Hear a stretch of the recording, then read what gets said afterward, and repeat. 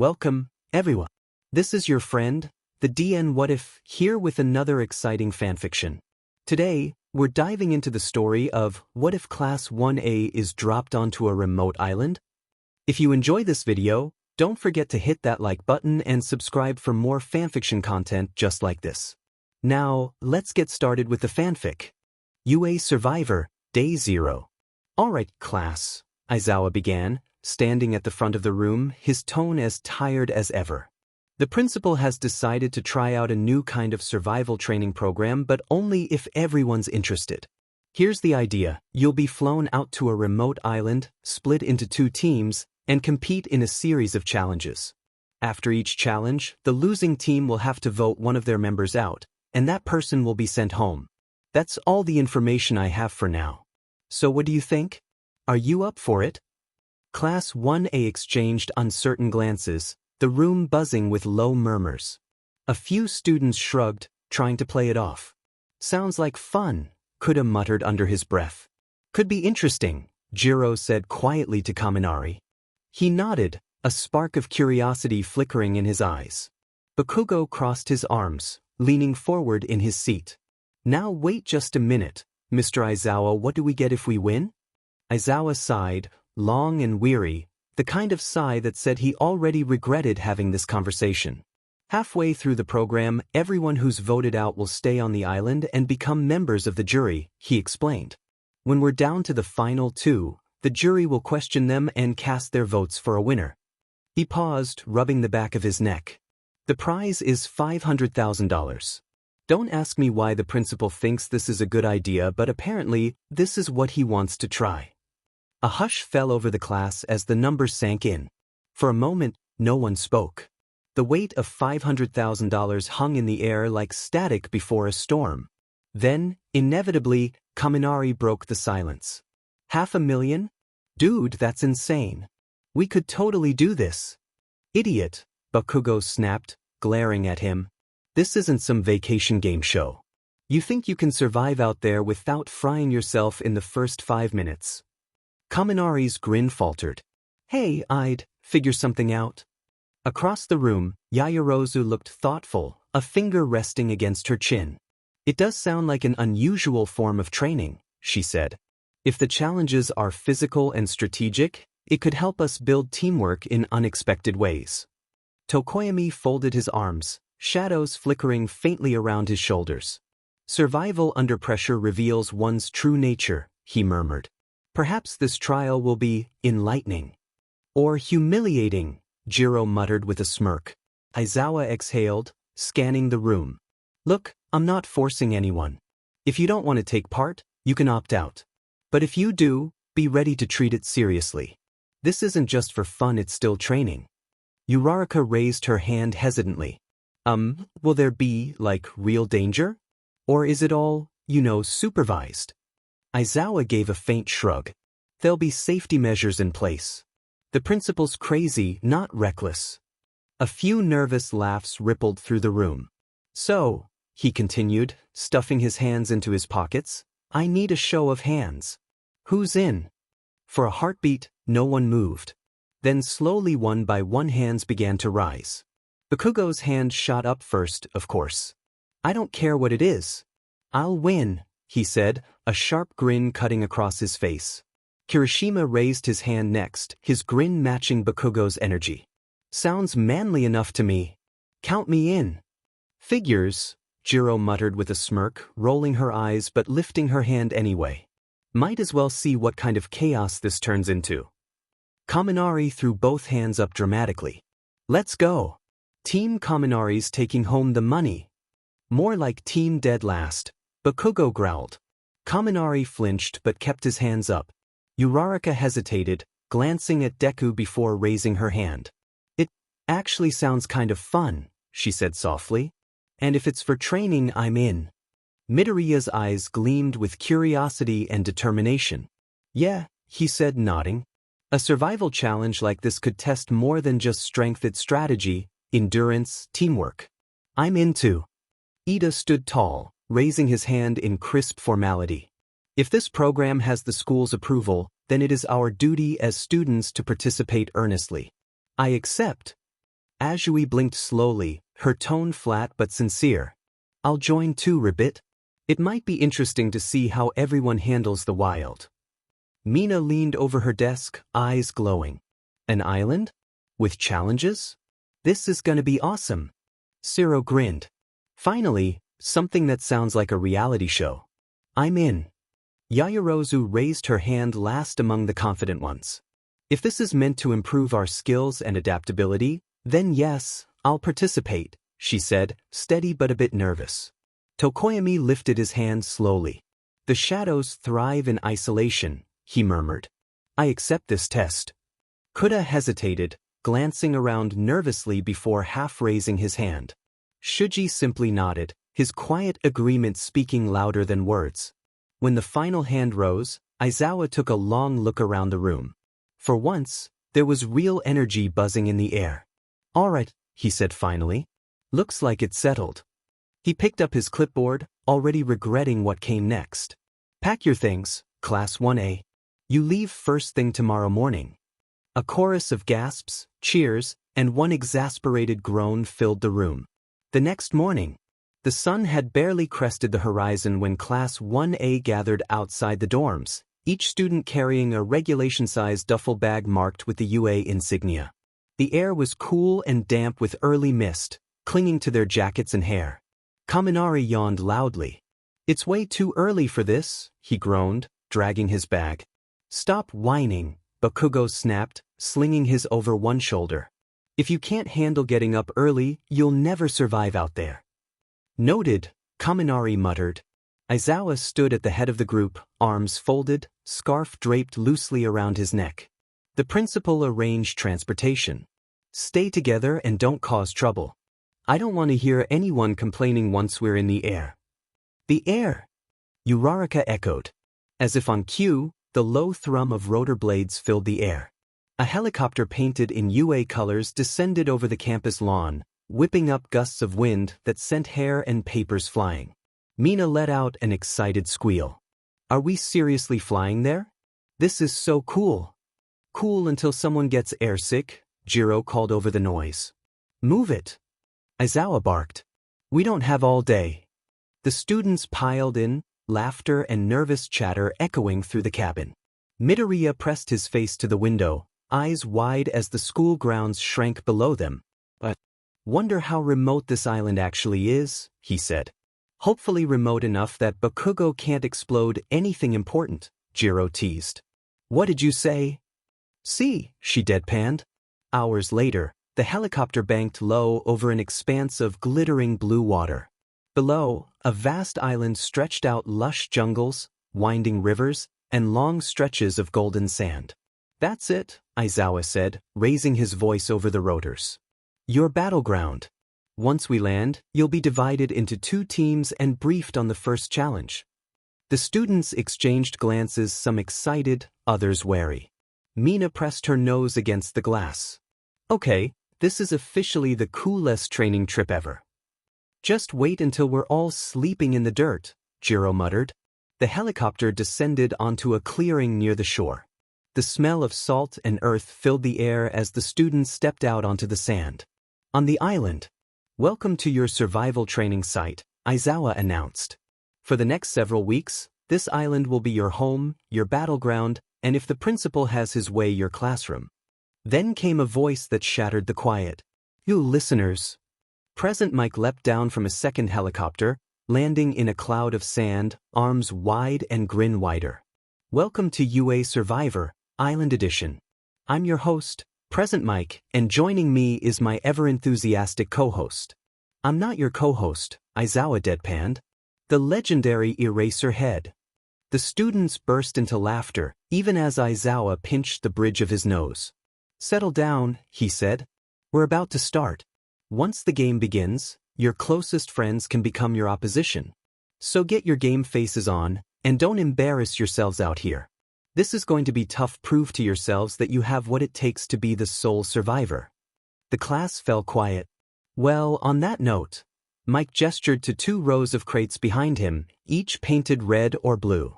Are you ready? Yeah, the students cheered.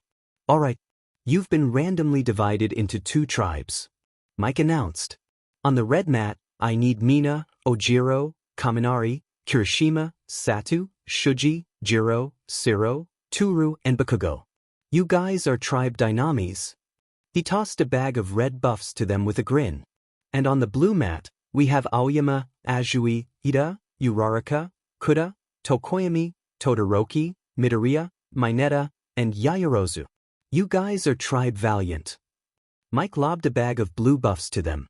Both tribes cheered, stepping onto their mats as the air buzzed with anticipation. Bakugo caught his red buff and tied it around his bicep with a sharp grin. Soul Survivor? None of you extras are getting in my way.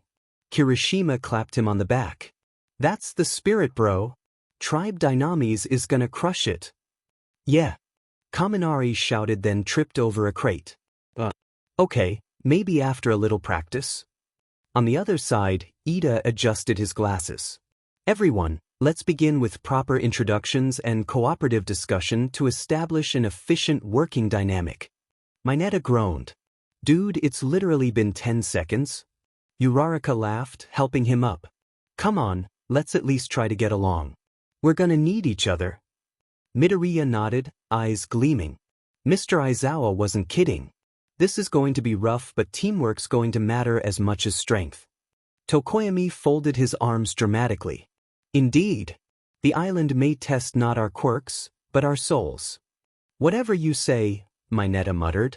Present Mike beamed, stepping between the tribes. Your first test begins right now. Mike continued. Now both tribes' camps are equipped with one pot, one machete, one flint, a water well, and a moderate bag of rice. But before you can set up camp, you're going to battle it out for your first reward. The class murmured in surprise. The winning tribe will earn the essentials of survival fire-making gear. Out here fire is everything, and trying to use a flint is harder than you might think, so this kit will really come in handy. The losers, Mike paused dramatically, get nothing but their wits. Aizawa raised an eyebrow. You could have just said that. Mike ignored him. Let's get to it. The first reward challenge is called Arch Madness. Reward challenge, Arch Madness. 2 massive wooden frames stood on the beach, each team station stacked with puzzle crates and letter tiles. Mike explained, castaways will race to collect supplies scattered along the shoreline. Once all pieces are gathered, they'll use the tiles to construct an arch. The first tribe to spell the mystery word correctly on both sides of their arch wins. Aizawa's dry voice followed. Remember, teamwork is part of your grade. The students lined up. Bakugo cracked his knuckles. Midoriya tightened his gloves. On my mark. Mike shouted. 3, 1, go. Both tribes exploded into motion. Kirishima and Ojiro sprinted down the beach, hauling crates, while Uraraka and Tsuyu floated theirs across the sand with precision. Kaminari fumbled a box, sending letters flying everywhere. Kaminari loses some of his pieces. Mike announced. Come on, dude. Jiro yelled, as she grabbed the fallen pieces. I got it mostly. Kaminari tripped again. Across the beach, Ida barked orders like a commander. Todoroki, assist Aoyama with the heavier boxes. Yaoyorozu, organize the tiles by letter. Ida is delegating tasks like a drill sergeant. He wants that fire-making kit. What about you, Aoyama? Because I shall sparkle my way to victory. Aoyama declared dramatically, though his sparkle mostly involved slow progress and heavy sighing. Soon both tribes had their pieces. Dynamis struggled to stabilize the frame, Bakugo yelling, Siro taping, Mina laughing through the chaos. This isn't a joke. Bakugo roared, holding up a wobbling plank. Oh, chill, boom boy, Mina teased. We've got this. A little friction on the Dynamis tribe. You guys have gotten all your pieces, but now you have to arrange them in the right order without the arch collapsing.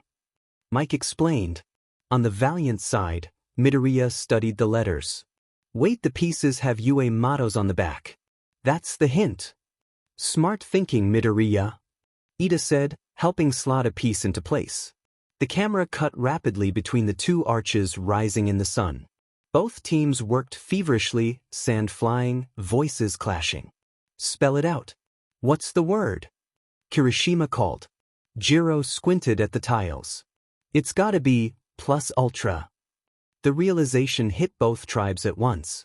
Both teams are moving quickly now, they must think they have it. Who's going to finish first? Who is right? Bakugo slammed the final letter in place. Check! Dynamis yelled. But Aizawa's voice came calmly over the loudspeaker.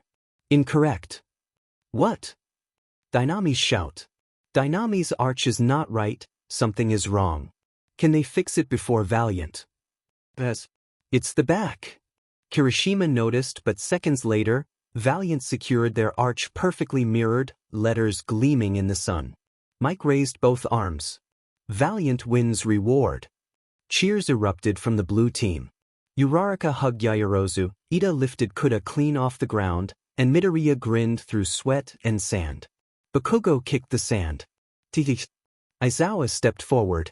Valiant, your fire-making kit will be waiting for you at your camp. Here is a map. Dynamis, here is a map to your camp. Got nothing else for you, head out, this game is on.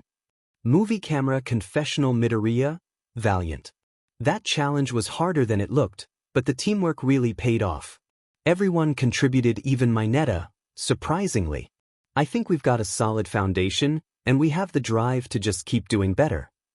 As the tribes departed for their camps, Present Mike faced the camera, beaming. An explosive start to the UA Survival Challenge. One tribe's got fire, the others got fury. Let's see which burns brighter.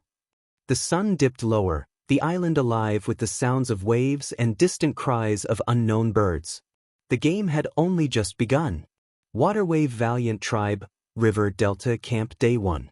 The Valiant Tribe trudged along the riverbank. The afternoon light shimmered off the water, and for a moment, the exhaustion from the challenge melted away. Uraraka stopped first, eyes widening. Whoa, this place is beautiful. The river glided past their feet, slow and clear, curving toward the ocean beyond a break in the trees. Birds darted overhead, flashes of red and yellow in the canopy. Midoriya crouched near the water's edge, dipping his fingers in. Freshwater source right here, and the ground's dry enough for camp. This is perfect. Ida adjusted his glasses, practically vibrating with purpose. Then we must establish a work plan. Shelter, fire, and a food prep area, those are our priorities. Movie camera confessional. Ida, Valiant. I am so proud of my tribe, we an absolute unit out there, and now I just want to hit the ground running and get this camp set up. We, Aoyama said dramatically, raising a hand to his forehead. But where, mon Dieu, will we sleep? One must not simply rest anywhere like an animal. So you blinked at him. That's kind of the point, Ribbit. The tribe laughed, easing the tension of competition. Movie camera confessional. Uraraka, Valiant. I'm just so happy we won. Everyone's working together well. It's kind of cozy already? I mean, if you forget we're on a deserted island being filmed. Yaoyorozu took command of the setup. If we build our shelter a few meters inland, we'll be safe from high tide. I can use the machete to strip the palm leaves for roofing. Ida saluted. Excellent thinking, Yaoyorozu. Midoriya, Todoroki, help her gather structural supports. Kuda and I will collect vines for lashings. The rest of you can. Mineta groaned. So much for relaxing after the win. Consider this extra credit, Ida replied sharply. Movie camera confessional. Mineta, Valiant. They're all like teamwork, structure, efficiency. Chill. We already won. The only thing I want to structure is a hammock. As the hours passed, the camp slowly came to life. Uraraka used her quirk to lift heavy logs into place. Yaoyorozu tied everything down with improvised vine rope. Midoriya checked for stability while Ida organized tasks like a foreman. By the time the sun dipped low, a sturdy shelter stood near the riverbank, not glamorous, but neat and well-built. Yaoyorozu stepped back, brushing dirt from her hands. I think that's actually pretty good. So you crouched near the base. It won't fall apart if it rains. Ribbit. Marvelous. Ida declared, straightening proudly. Valiant has proven itself resourceful. Todoroki silently set a small pile of kindling under the fire pit, striking the flint. Sparks caught instantly, a small flame flickering to life. You know, if you use the manual it's not that hard to use. Todoroki said. Great job, Todoroki. Seems only fitting that you would make the fire, Kuda chuckled. Everyone gathered around it as dusk fell, faces warm in the glow.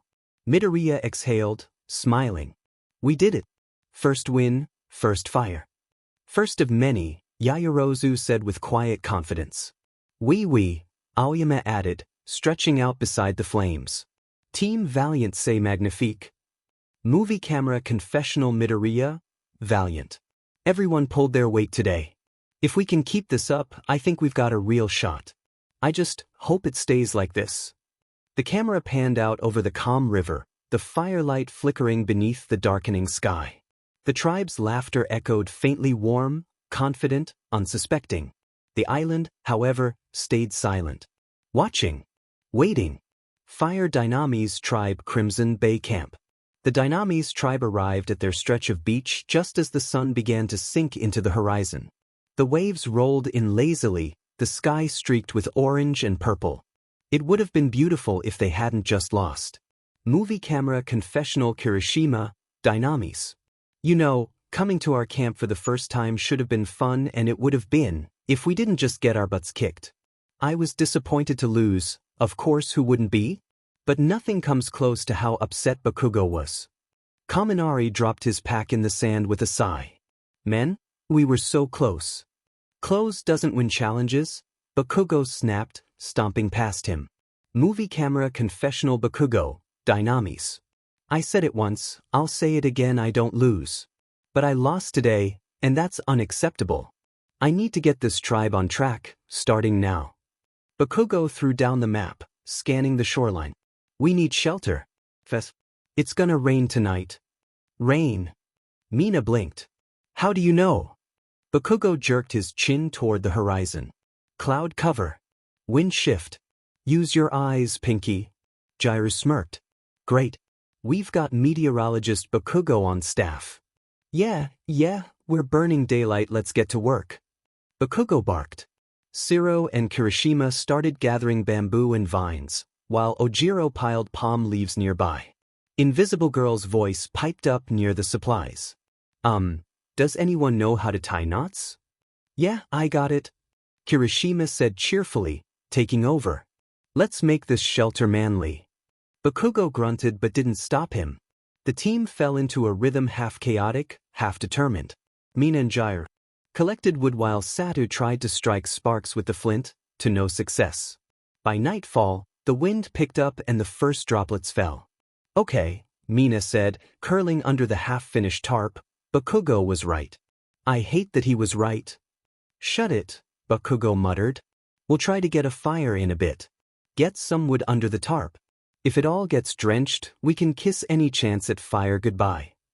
The tribe huddled together in silence as thunder rumbled over the ocean. Tonight's about to sek massively, isn't it? Kaminari asked. Movie camera confessional Kaminari, Dynamis.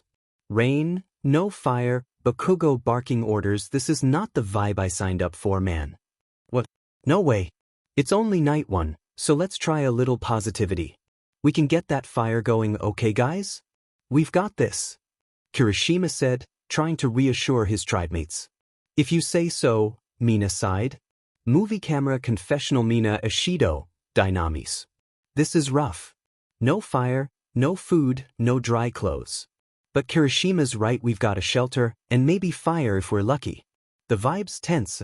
Bakugo's kinda taken over, and people can only take so much of him, you know? Hey, dunce face, how's that fire pit coming along? Bakugo called. Just finishing it up, bro, give me a sec, Kaminari whined. The fire pit wasn't impressive, just a 1-foot hole in the ground, 2 feet wide, ringed with rocks. Ears, you got those leaves? Jiru's eyebrow twitched.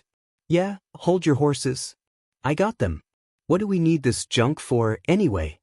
Well, since we didn't win that fancy fire-making kit, we'll have to do it the old-fashioned way. The leaves are the kindling, we get that lit, then feed it dry sticks to build a real fire. If you don't like it, maybe you idiots will try harder in the next challenge. Bakugo yelled. Jiru opened her mouth to shout back, but Mina and Kirishima jumped in between them. Jay, just let it go, Mina said quickly. You know how he can be sometimes, well, most of the time. Beside her, Kirishima nodded with pleading eyes. Jairu took a long breath, then nodded. Fine. She placed the leaves in the pit. Here's your kindling. Come on, Kaminari, let's go help Shuji fill the water bottles. Right behind you. Kaminari shouted, chasing after her through the path to the well. Movie camera confessional Jairu, Dynamis. Bakugo's got leader energy, sure, but leader energy and teamwork aren't the same thing. If he keeps barking at everyone, he's gonna lose people fast. I mean, I was this close to telling him where to shove those leaves. Phew, that was a close one, Kirishima said, exhaling a breath he didn't know he'd been holding. Jairu's one of the chillest people I know. Let's try to keep it that way, okay, Bakugo? Whatever. Diabetes, see-through chick, get over here. Bakugo barked at Satu and Hagakure. You spark. He handed Satu the flint. You blow on the leaves while he sparks, and the fire should catch.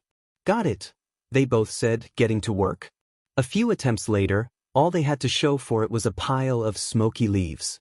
The rain turned to a downpour. Sparks hissed and died as Satu struck the flint again. Bakugo watched from under the tarp, jaw tight. Don't stop, he muttered. You'll get it eventually. For a second, the sparks flickered. Hagakure gave the leaves a few steady blows, then the kindling caught. A faint orange glow danced in the rain. Oh my God, we did it! Hagakure cheered, feeding twigs into the flame. Finally, Mina whispered. Bakugo smirked, firelight flickering across his face. Told you. Movie camera confessional Kirishima, Dynamis. Bakugo's intense, but he knows what he's doing.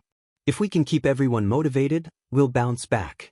Losing the first challenge sucks, but it's not the end of the game, it's just the start.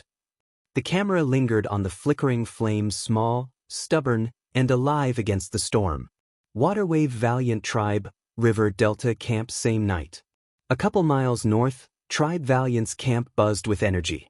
The sound of rushing water from the nearby stream mixed with laughter and the crackle of a healthy campfire. Midoriya, Uraraka, and Ida had organized the camp like a small military base: sleeping area, cooking area, fire pit, even a neatly stacked wood pile. Ida's right, Yaoyorozu said, stirring the pot of rice. Keeping things structured will help us long term. Aoyama added, reclining dramatically on a log. Though I do wish structure came with pillows. Tsuyu giggled softly. We can make leaf pillows if you want, Ribbit. Kuda nodded in agreement, feeding small twigs into the fire. Mineta leaned closer to the flames, eyes wide. Guys, we actually have fire. We're living the dream. Uraraka smiled. It's nice, isn't it? Feels like we're really out here surviving. Midoriya nodded, thoughtful. We just have to keep our momentum. Challenges like that can turn tides fast. Todoroki sat a little apart from the group, eyes reflecting the firelight. If the other team doesn't get fire soon, they'll struggle. That's an advantage. Movie camera confessional Todoroki, Valiant. I don't mind being in a team environment, but I'm used to working alone. I don't know if I can handle being around so many different personalities 24/7. Still, this tribe's organized, that'll win challenges. I don't know if I want the other tribe to struggle, but did you guys see Bakugo's face when we won? He was so mad, Uraraka laughed. Yeah, I bet he's chewing them out like crazy. Bakugo's definitely got first person voted out written all over him, Mineta said, sitting next to her on a log. I'm not so sure about that, Midoriya replied. If Dynamis loses again, Bakugo won't go down without a fight. You're probably right, but there's still a chance. Uraraka sighed. Anyway, I wish we had our phones. I normally call my parents at least once a day. It feels so weird not hearing from them. I know how you feel, Yaoyorozu said gently. My mom calls me at least 3 times a day to check in. But we just have to remember why we're out here and what we have waiting for us back home. She smiled and gave Uraraka a quick hug. Besides, it's only the first day. It's natural that it's difficult, but we'll make the most of it. Uraraka smiled back. Definitely. Movie camera confessional Uraraka, Valiant. Everyone's getting along so well right now. I'm sure it won't last forever, but if we can keep the positivity up, maybe we can make this camp feel a little like home. As night settled in, the tribe sat around the fire, trading stories and quiet laughter. Yaoyorozu passed around the first cooked rice, simple but satisfying. Ida looked around at the glowing faces. Classmates, let's take a moment to appreciate this success. We've demonstrated discipline, efficiency, and cooperation. Uraraka laughed. You sound like the principal. Ida blinked, then smiled sheepishly. A fair comparison. Midoriya glanced toward the jungle beyond the firelight. Tomorrow, we should scout the surrounding area early just to get a lay of the land. Todoroki nodded. I'll go with you. I'm coming too. I want to go sightseeing, Mineta declared. Todoroki shot Midoriya a wary look. Midoriya shrugged as if to say, let's see how it goes. All right, you can come, Midoriya said. I wasn't asking for your permission, Mineta replied. Movie camera confessional Mineta, valiant. I just really want to get out of camp and away from work for a bit. Other than that, I'm totally thriving out here. 10 people, 1 fire, and no rules. Well, except the ones Aizawa's probably hiding somewhere. I'm keeping my head down and my eyes open. The tribe eventually turned in, their camp glowing like a beacon against the dark island. Fire Dynami's tribe Crimson Bay Camp Day 2 morning after the storm. The first light of dawn creeps over the wrecked Dynami's camp. The air still smells like rain and smoke. Sand is soaked, clothes cling, and the shelter sags under the weight of waterlogged leaves. Kaminari groans, sitting up, his hair puffed from humidity. Okay, that was officially the worst night of my life. You're alive, Bakugo says flatly, kicking sand over last night's ashes. Quit whining. Jiro rubs her arms near the cold fire pit. We barely slept. I swear my bones are vibrating. Kirishima stretches and cracks his neck. All right team, let's get a fire going, yeah? We'll dry out and hit the day running.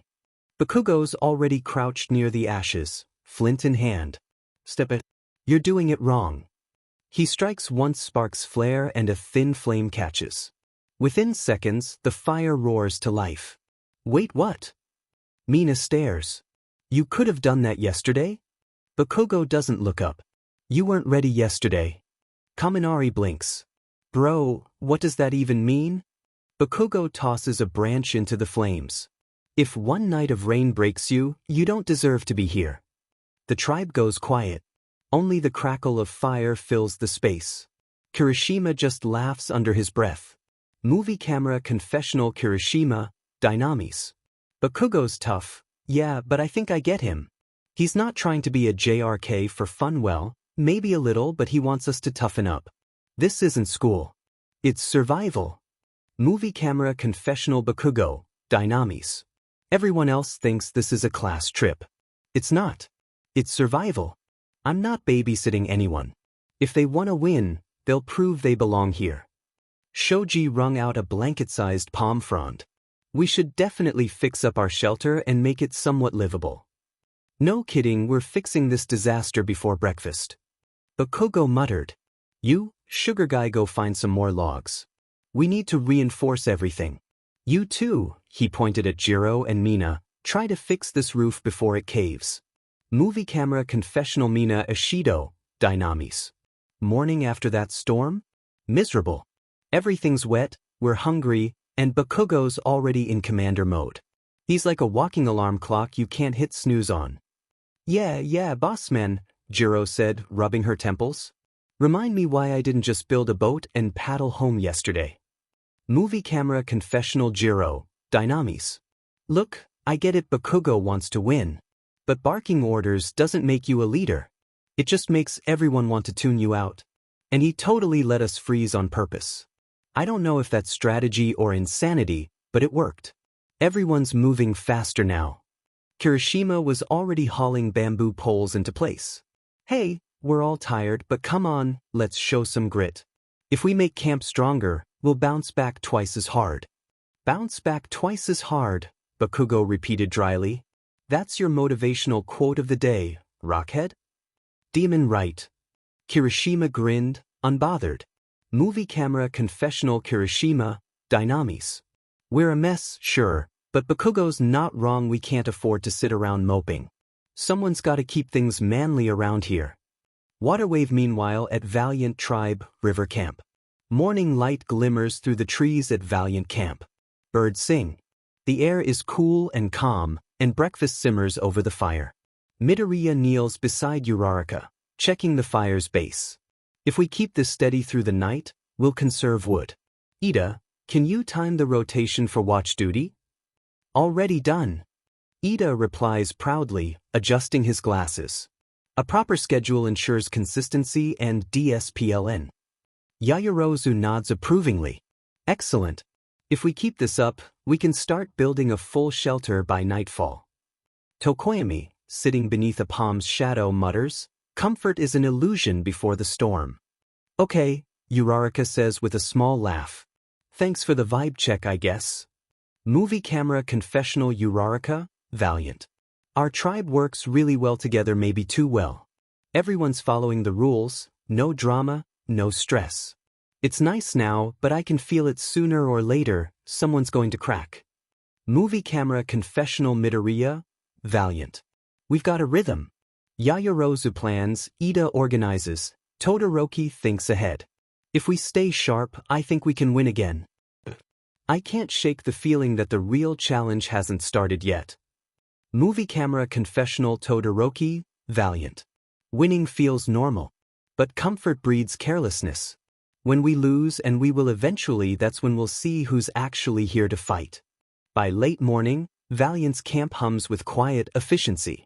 The structure's stronger, the fire steady, and laughter breaks out as Mineta nearly drops a pot of rice into the stream. Ida sighs. Mineta, please be careful. Relax. I've got lightning reflexes. Mineta slips again. Okay, maybe thunder reflexes. Uraraka giggles. We're doomed. Midoriya just shakes his head, smiling. It's okay. We'll get there. The camera lingers on their calm, ordered camp, a sharp contrast to Dynamis's grit and tension. 2 mornings, 2 philosophies. And by midday, both tribes are steadying themselves for whatever's coming next. Fire Dynamis tribe, rebuilding noon. The sun burns away the last of the storm clouds. Steam rises off the sand as Dynamis works non-stop. Bakugo and Kirishima lift new support poles while Mina and Jiro reinforce the roof with fresh palm fronds. Okay, Mina says, brushing sweat from her forehead. This is officially my leg day, arm day, and cardio day all at once. You're welcome, Bakugo grunts, hauling another log into place. Wasn't a compliment, she calls back. Shoji hands her a bundle of vines. Here, stronger bindings. Should hold if it rains again. Don't even say that, Jiro mutters, tying the knots. Bakugo steps back, scanning the structure. Better. Still ugly, but it'll hold. Kaminari flops into the sand, groaning. Can't we take, like, a 10-minute break? Bakugo glares. You can rest when the roof stops leaking. Kirishima claps Kaminari on the shoulder. Come on, bro. Think of it like endurance training. You'll thank me when you're shredded. Kaminari squints at him. That's not motivation, man. That's a threat. Movie camera confessional Mina, Dynamis. Bakugo's driving us like drill sergeants, but we're actually getting stuff done. I hate admitting it, but the place finally feels like a camp instead of a disaster zone. Movie camera confessional Jiro, Dynamis. Everyone's following Bakugo's lead even if they don't want to. I mean, what's the alternative? Sit around and drown next time it rains. Movie camera confessional Bakugo, Dynamis. See? They're not useless when they shut up and work. The weak ones just need someone to kick him into gear. Dynamis finally has something solid. A sturdier shelter, a better working fire, and drying clothes strung between palm trunks. Hagakure cheers as smoke rises high above the trees. Fire's strong, baby, she says, raising her arms. Bakugo smirks. Took you long enough. Boss? Kaminari said, holding up a coconut. Breakfast of champions? Bakugo eyed it. You crack it open, genius. Kaminari smacked it against a rock. It didn't even dent. Jiro face-bombed. This is our life now. Movie camera confessional Hagakure, Dynamis. We're finally back on our feet, kinda. But it's like everyone's trying to figure out how to work with Bakugo instead of around him. That's gonna decide how far we get. Don't worry bro, I gotcha. Kirishima cracked open the coconut for Kaminari. Let's get some rice going. Soon the camp was filled with the sounds of laughter while steam rose from the fire as rice boils. Bakugo and Kirishima sit a little away from camp, speaking low. Got something on your mind? Kirishima asks. Something like that? Bakugo replies. If we lose again, people are gonna start pointing fingers.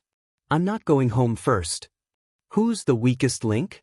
Bakugo glances at Kaminari, who's poking the fire and humming off-key. You tell me. Kirishima sighs. Fair. But he does help around camp and maybe he'll pull it together when it counts. He better, Bakugo mutters. I'm not losing twice. Waterwave Valiant Tribe, comfort creeping in. Meanwhile, the Valiant Tribe hums with confidence. The sun glints on the river as Ida and Todoroki secure the water jars, and Yaoyorozu finishes weaving a second mat roof. We're running smoothly, Ida says. No incidents, no shortages, and everyone's keeping to the schedule. Almost suspiciously well, Uraraka says, smiling. Aoyama lounges nearby, wearing palm fronds like sunglasses. Do you guys think we could, enjoy victory now? Tokoyami tilts his head. Hubris always comes before the fall. Mineta leans toward Uraraka. Do you think that means I can nap or not? Definitely not, she says, laughing. Movie camera confessional Yaoyorozu, Valiant. I'm so proud of how efficiently everyone's working. But part of me worries. Survival isn't just about organization. It's about adaptability. And right now, we're very comfortable. Movie camera confessional Midoriya, Valiant. The camp's perfect, but it feels quiet. Like everyone's waiting for something to shake things up. I just hope we're ready when it happens. Movie camera confessional Mineta, Valiant. We're doing great, but I'm bored. There's no drama. No chaos. It's like being stuck in a group project where everyone actually listens to each other. Todoroki stood by the water, staring toward the tree line. Midoriya, you still want to scout today? Yeah, Midoriya said, adjusting his pack. Let's see what resources we can find, maybe fruit or better wood for fire. Mineta popped up beside them, waving a stick like a sword. Exploration squad, assemble. Todoroki's eyes narrowed. You're not bringing that. Fine, Mineta grumbled, dropping it. But if we get attacked by a crab, I'm not saving you. Movie camera confessional Todoroki, Valiant. Mineta's unique. But he's part of the tribe. If I want to fit in, I'll have to get used to people like him. The trio moved through the jungle, sunlight slicing through the leaves. Midoriya noted plants and paths, while Mineta chattered about building hammocks. Sunlight filtered through the green canopy as they found clusters of mangoes and bananas. Jackpot, Midoriya said, beaming. Mineta popped out from behind a bush. I helped. You screamed at a bird, Todoroki deadpanned. They returned to camp with their fruit haul. Uraraka's voice echoed from camp. They found fruit. We feast.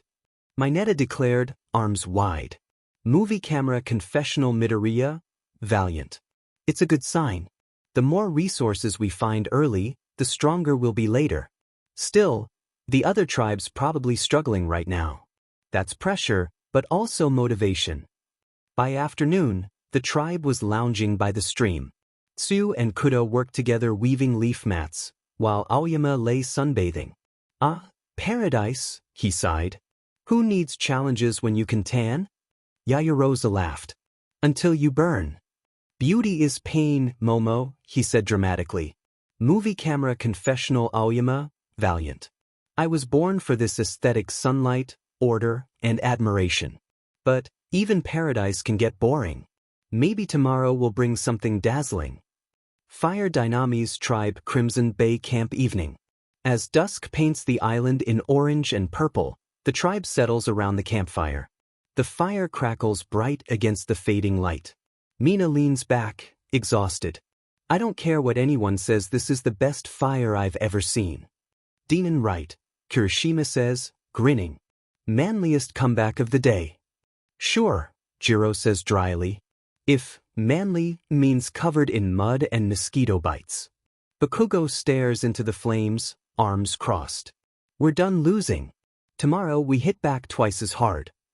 Hell yeah. Kaminari cheered. Movie camera confessional Bakugo, Dynamis. I want the other tribe to feel comfortable, they think we're a messy tribe. Let them think that. We'll crush 'em when it counts. Waterwave Valiant Tribe, River Delta Camp. Up the coast, the Valiant Tribe gathers by their fire calm, warm, almost too easy. Ida raises a half coconut like a toast. To teamwork and perseverance. The tribe cheers, laughter echoing through the trees. Midoriya smiles, but his eyes are serious as he watches the flames.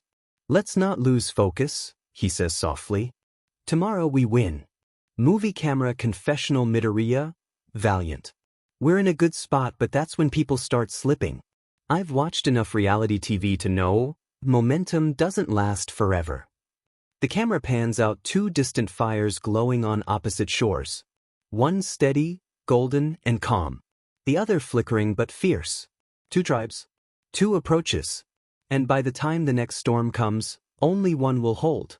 Waterwave Valiant Tribe, Day 3 Tree Mail. The morning mist hung low over the river as Midoriya and Ida returned from the trees, clutching a rolled-up message bound with twine. Tree Mail. Midoriya called out, jogging into camp. Uraraka perked up immediately, and Momo set down the bundle of palm leaves she'd been weaving into rope. Ida adjusted his glasses and read aloud, posture as straight as a board. Strength won't last if minds aren't clear. Stay calm, stay steady, the win is near.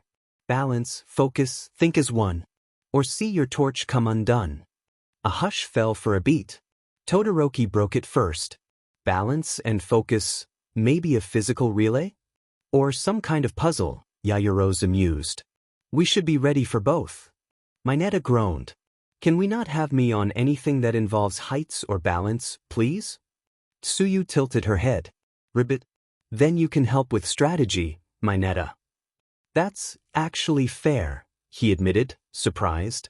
Aoyama struck a pose, sparkles catching the morning light.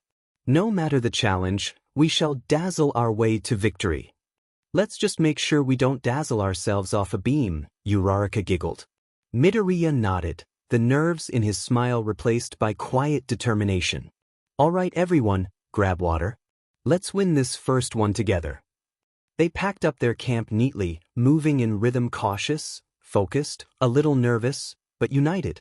The blue tribe followed the river's bend, sunlight glinting off their buffs like little flashes of resolve. Fire Dynamis tribe, Tree Mail. Mail. Tree Mail.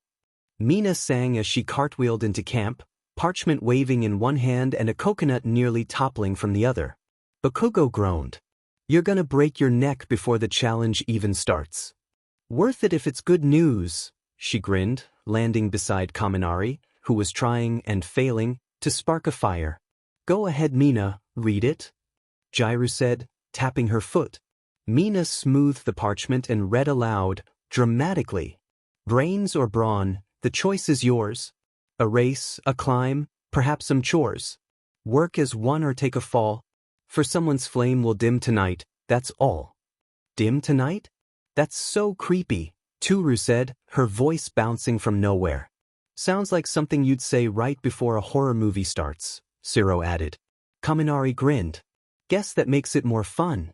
Let's crush this thing. Bakugo cracked his neck. Less talk, more training. You idiots better keep up. Kirishima grinned wide. Hell yeah man. Let's bring the boom. Dynamis style. Ojiro tightened his bandana. Balance and teamwork, maybe we actually coordinate this time? Sada shrugged. If we can get Bakugo to coordinate, we're already winning. That earned a few laughs even from Bakugo, who smirked in spite of himself. As the tribe grabbed their gear, energy buzzed through the camp. Loud, messy, competitive, but somehow still in sync. Mina shouted over the noise, "Let's go light it up, Dynamis." They cheered, a wave of red cutting through the jungle toward the challenge site, the sound of laughter and friendly chaos echoing behind them. Immunity challenge, trial by fire. The sound of crashing waves grew louder as both tribes emerged from opposite ends of the jungle clearing. A wide stretch of sand had been transformed into an obstacle course. Dynamis arrived first, red buffs flashing in the sun loud, laughing, with Bakugo already scowling like he wanted to fight the course itself. Valiant followed soon after, the blue tribe composed but tense, moving in formation. Mike raised a hand theatrically. "How we doin', tribes?" Mina threw her hands up. "Dynamis is fired up and ready." "Speak for yourself," Jur muttered, smirking. Aizawa stood in the center, clipboard tucked under one arm, scarf drifting in the ocean wind. Beside him, Present Mike beamed, voice booming across the arena. "Welcome to your first immunity challenge." Dynamis hooped, while Valiant stood at attention. Mike gestured to the sprawling course. "Hope you've got your teamwork skills warmed up, 'cause this one's all about coordination, communication, and maybe a little cardio." Aizawa's tone cut cleanly through the excitement. "Here's how it works. Each tribe will race through a series of obstacles to retrieve 3 keys. Each key unlocks a section of your ladder. Once all 3 sections are in place, your tribe can climb up to the platform and use the flint provided to light your beacon. First tribe to get flame wins immunity." Mike pointed dramatically toward 2 towering beacons at the far end of the course, tall torches mounted on wooden towers, each with their tribe's color painted across the base. He grinned. "Light it up, and you win this beauty." He whipped away a cloth, revealing the immunity idol, a gleaming metal idol carved in the likeness of Yue's crest, mounted on driftwood and rope. Both tribes stared in awe. "Win it," Aizawa said simply, "and your tribe's safe from tonight's vote. Lose it," Mike leaned in, lowering his voice dramatically, "and your tribe is gonna see me and Aizawa at tonight's tribal council, where one of you will be the first person voted out of this game." A tense murmur rippled through the players. Uraraka exchanged a look with Midoriya. "No way we're losing this." Kirishima grinned, pounding his chest. "Let's go, Dynamis. We got this." Bakugo smirked. "Try not to slow me down." Todoroki's eyes narrowed. "We'll see about that." Mike raised his hand, energy buzzing. "For immunity. Survivors ready." Both tribes took their places at the starting mats, sand shifting under their bare feet. Aizawa's voice cut through the wind. "Go!" With a burst of sound and color, red and blue surged forward. The first test of survival truly began. Both tribes surged off the mats like a pair of tidal waves. "Fire Dynamis." Bakugo vaulted the first wall in one motion, hauling himself up and over with a roar. "Move it, extras," he barked, turning to help Siro and Mina up next. Kirishima followed right after, solid as stone, boosting Jairu and Kaminari. Turu's laughter echoed faintly as she scrambled unseen up the ropes, shouting, "I'm already ahead of you guys." Waterwave Valiant. On the other side, Ida took the lead, sprinting to the first barricade and bracing it so Midoriya could climb. Momo and Todoroki lifted Uraraka, who floated lightly over the top before pulling the others up. Aoyama dramatically dusted his hands off after climbing. "Zudalore teamwork." Mineta trailed behind, panting. "You guys move too fast." Tsuyu grabbed his arm, hauling him forward. "Ribbit. Then hop faster." Stage 1. The first key. Each tribe reached a tall bamboo cage where a key hung high above, tied by rope. Dynamis arrived first. "Up there!" Mina shouted, pointing. Siro fired a tape line and swung up like a pro, snatching the first key midair. "Got it." Just like that, Dynamis has their first key. Valiant is close behind. "You guys are whipping through this challenge." Mike shouted. "Good work." Kirishima yelled as Siro dropped it into Bakugo's hand. Bakugo smirked. "One down. Keep up that pace." Valiant wasn't far behind. Todoroki used ice to anchor a foothold, letting Midoriya scramble up the frozen ledge and untie their first key. Uraraka caught it as it fell. "Nice work, Deku." They sprinted onward, neck and neck. Stage 2, the rope crawl. The next section was a tangled web of low ropes stretched across the sand. Dynami's dove in first, with Satu and Ojiro crawling fast and steady. Jairu got snagged briefly. "Ugh, watch your elbows," she muttered, kicking loose. Toru, completely invisible, shouted from somewhere up front, "I'm basically speedrunning this." Bakugo snarled, "Then untie the next key already." Valiant followed close behind, Midoriya's voice steady as he called out directions. "Momo, the left side's clearer.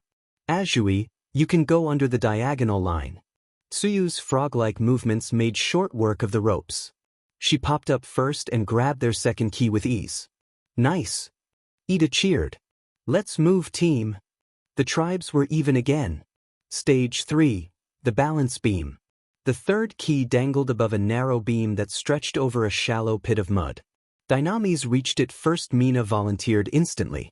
"I got this." She danced across with perfect balance, grabbed the key, and spun on her heel until Kaminari sneezed. "Achoo! Kaminari!" she yelled as the vibration made her slip. She tumbled into the mud with a splash, key in hand. Ashido takes a big fall, but she has her tribe's final key. "You guys are good to keep moving," Mike told them. "Still counts." Zero laughed, hauling her out. Valiant arrived seconds later. Uraraka took the beam with a focused grin, using her quirk just enough to keep her weight light. She grabbed the final key gracefully and leapt down, clean and quick. Midoriya shouted, "That's all 3. Go, go, go!" Stage 4, build the ladder. Each tribe raced to their stations, where 3 wooden ladder sections lay locked shut. Valiant fumbled only for a moment before Momo and Ida coordinated, perfectly inserting keys and unlocking each latch in sequence. Section 1 done. Momo called. Dynamis wasn't far behind. Mina slapped the first lock open, sat to the next. Bakugo barked orders like a drill sergeant. "Line it up. Kirishima, brace that side." "Got it, bro." Bakugo's barking commands Dynamis trying to close that gap. Mike announced. Both ladders rose nearly in sync. The sound of scraping wood and pounding feet filled the air as they began to climb. Valiant's on their ladder. Dynamis right there with them. Mick's voice rose over the chaos. "It's neck and neck." Final stage, lighting the beacon. At the top platform, each tribe had flint and dried husk to spark their beacon. Valiant reached the platform first. Uraraka tried to light a fire, but the flint gave her trouble. Sparks died on damp leaves. Comin'. Please work," Uraraka whispered. Across the way, Dynamis stormed the platform. Bakugo grabbed the flint from Kaminari. "Move. I got this." Both tribes have made it here to the final stage of this challenge. It all comes down to this. Who will get the flame first? Mike asked. We have Uraraka making fire for Valiant and Bakugo making fire for Dynamis. Only one can be the hero for their tribe. Uraraka struck the flint again and again nothing. Bakugo moved quickly. He struck once. Twice sparks flew, hissed, and caught flame. "Yes!" he roared as the torch ignited. He didn't even hesitate. He grabbed the torch and moved it into the beacon. A pillar of fire erupted. "Dynamis wins immunity." Mick's voice boomed across the field. Dynamis exploded in cheers. Mina leapt into Siro's arms. Kirishima fist bumped Bakugo, Kaminari yelling, "Let's go!" Bakugo crossed his arms and grinned through the sweat and smoke. "Too easy, told you we'd crush them." Valiant stood silently breathless, covered in sand, the flicker of defeat heavy in the air. Midoriya stared at their unlit beacon, sweat dripping from his chin. "We were so close." Aizawa stepped forward, holding up the carved idol. "Dynamis, congratulations. You've earned safety." He turned his tired gaze to Valiant. "Valiant, I'll see you tonight at Tribal Council. One of you will be the first player voted out." Dynamis lifted their idol high, roaring with victory, while Valiant trudged quietly back toward the Trilene. Frustration, doubt, and unease settling like the tide. Movie camera confessional. Bakugo, Dynamis. "Fire's mine. It's what wins. I don't care if it's day 2 or day 20. When it's time to burn, I burn brighter." Movie camera confessional. Midoriya, Valiant. We had it. But the margin was seconds. That's what's brutal about this game: one slip, one spark, and someone's going home. Studio microphone present mic voiceover. One tribe blazes ahead, the other fades into the smoke. For Valiant, tonight, the game gets real.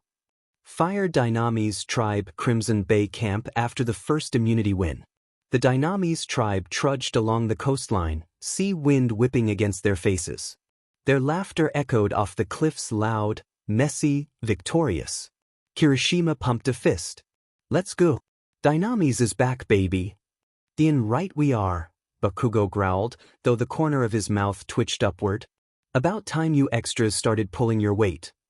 Mina waved a palm frond like a victory flag. Hey, we won, didn't we? You can chill for like 5 minutes. Kaminari slung an arm around Siro's shoulders.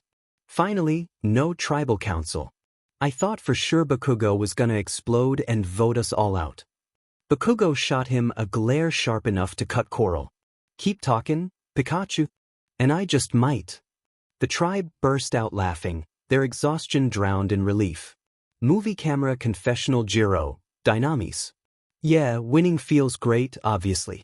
But let's be real, Bakugo's still barking orders, Mina's dancing in the sand, and Kaminari's. Kaminari. We're like 5 seconds from chaos at all times. I think this win calls for a celebration. Let's get some food going. I'm starving. Kaminari said while he sat down the immunity idol. We did really well today, guys. It was amazing. Did you see when Siro grabbed that key? I didn't know we have Island Spider-Man on our tribe. Hakagir laughed. Yeah, that was epic. Or what about when Bakugo made that fire total master fire maker? Satsu said before he started to prepare the rice. The smell of roasted crab and rice drifted through the air. Mina had cracked open a few using her acid. Okay, this is actually so good, she said, handing out portions. Dynamis feast night. Kirishima clanked his wooden bowl against hers. Manly teamwork right here. Kaminari grinned. Bro, you tripped over the pot twice. That's part of the charm. Kirishima laughed. Movie camera confessional Mina, Dynamis. Honestly, I love this tribe. We're loud, messy, and half of us have no clue what we're doing, but it's never boring. You can't help but feel alive here. Crescent Moon Nightfall Campfire. The camera caught the tribe gathered around the fire, shadows flickering against the rocks. Jiro strummed a few chords on a makeshift driftwood guitar while Toru hummed softly beside her. Laughter mixed with the crackle of flames. Off to the side, Bakugo sat staring out at the waves. Kirishima approached, settling beside him. You good, bro? Bakugo didn't look over. We won. That's what matters. Yeah, but we gotta keep winning, Kirishima said. No one wants to go to tribal. You're good at this stuff, man. Maybe just lead without scaring the crap out of everyone. Bakugo side-eyed him. You volunteering to translate for me? Kirishima smirked. If it keeps us from imploding? Yeah, sure. Bakugo huffed, barely a smile tugging at his mouth before turning back to the sea. Movie camera confessional Kirishima, Dynamis. Bakugo's intense, yeah, but he knows what he's doing. If he chilled for, like, 2 seconds, people might actually follow him. Still, I got his back. He's my guy. The camera pulled wide, the tribe's fire glowing against the red-tinged cliffs, a beacon of heat and defiance in the dark. Waterwave Valiant Tribe, Day 3, cracks in the calm. Studio microphone present mic voiceover. After taking the first win of the season, Valiant seemed unstoppable. But one loss can turn calm waters into a storm, and tonight, someone's torch is going out. Rain fell softly through the trees, turning Valiant's tidy camp into a slick mess of mud and puddles. The once bright fire sputtered weakly, smoke curling from damp ash. Midoriya sat beside it, poking gently at the embers. If we dry the kindling and add smaller branches first, we might get it going again. Yaoyorozu hugged her knees. I can't believe we lost. I thought we had that challenge. It was close, Midoriya said, his voice calm. Dynamis just finished faster. That's all. It wasn't just that, Todoroki interrupted, voice even but sharp. We hesitated. We overthought every step. Aoyama swished his buff dramatically. Some of us simply weren't born for chaos. Mineta groaned. Yeah, that chaos got us killed. I'm not trying to go to tribal this early. None of us are, Uraraka said, forcing a small smile. Let's just breathe and figure things out. Later across camp, Ida paced like an overheated engine. We must identify why we failed. Were our roles unclear? Was our communication insufficient? We need. Bro, Mineta groaned from under the shelter. It's not that deep. We just lost. Ida spun on him. Not that deep? Someone's going home because of this. The camp went quiet. For the first time, the game felt real. Movie camera confessional Uraraka, valiant. It's so weird. We've been this perfect team working together, smiling, but now it's like everyone's looking around, wondering who's safe and who's on the chopping block. It's scary. Yaoyorozu and Ida stood near the riverbank, voices low beneath the patter of rain. I think it's logical to keep the tribe strong, Yaoyorozu said. We need physical ability for the next challenges. Agreed, Ida replied firmly. Mineta contributes little and distracts others. From a performance standpoint, he is the weakest link. Midoriya passed by, overhearing them. He hesitated, then approached. Mineta's not the strongest, sure, but I don't know if voting him out first sends the right message. It could divide the tribe. Ida frowned. Division is exactly what we must avoid. Order, not emotion, must guide us. Yaoyorozu nodded. We can't afford another loss. Movie camera confessional Midoriya, valiant. Ida and Yaoyorozu are thinking logically, but this game isn't just logic. People remember how you treat them. You don't want to start alienating allies this early. Tsuyu, Kuda, and Uraraka huddled underneath the shelter, watching the rain bead along the edges. Tsuyu's voice was quiet but firm. I don't like how they're already talking about strength, Ribbit. We're supposed to be a team. Uraraka nodded. Yeah. Mineta. But he's not the reason we lost. What about Aoyama? He barely helps, at least Mineta tries. Kuda spoke softly. I think everyone's just scared. I don't want to see anyone go. Movie camera confessional too, valiant. I'm watching everyone. Ida's taking charge, Yaoyorozu's backing him up, and Midoriya's caught in the middle. If they think being strong is the only thing that matters, they're missing the social game entirely. Meanwhile, Todoroki, Ida, and Yaoyorozu talked near the riverbank. We need to stay strong for future challenges, Todoroki said simply. This vote should be about performance.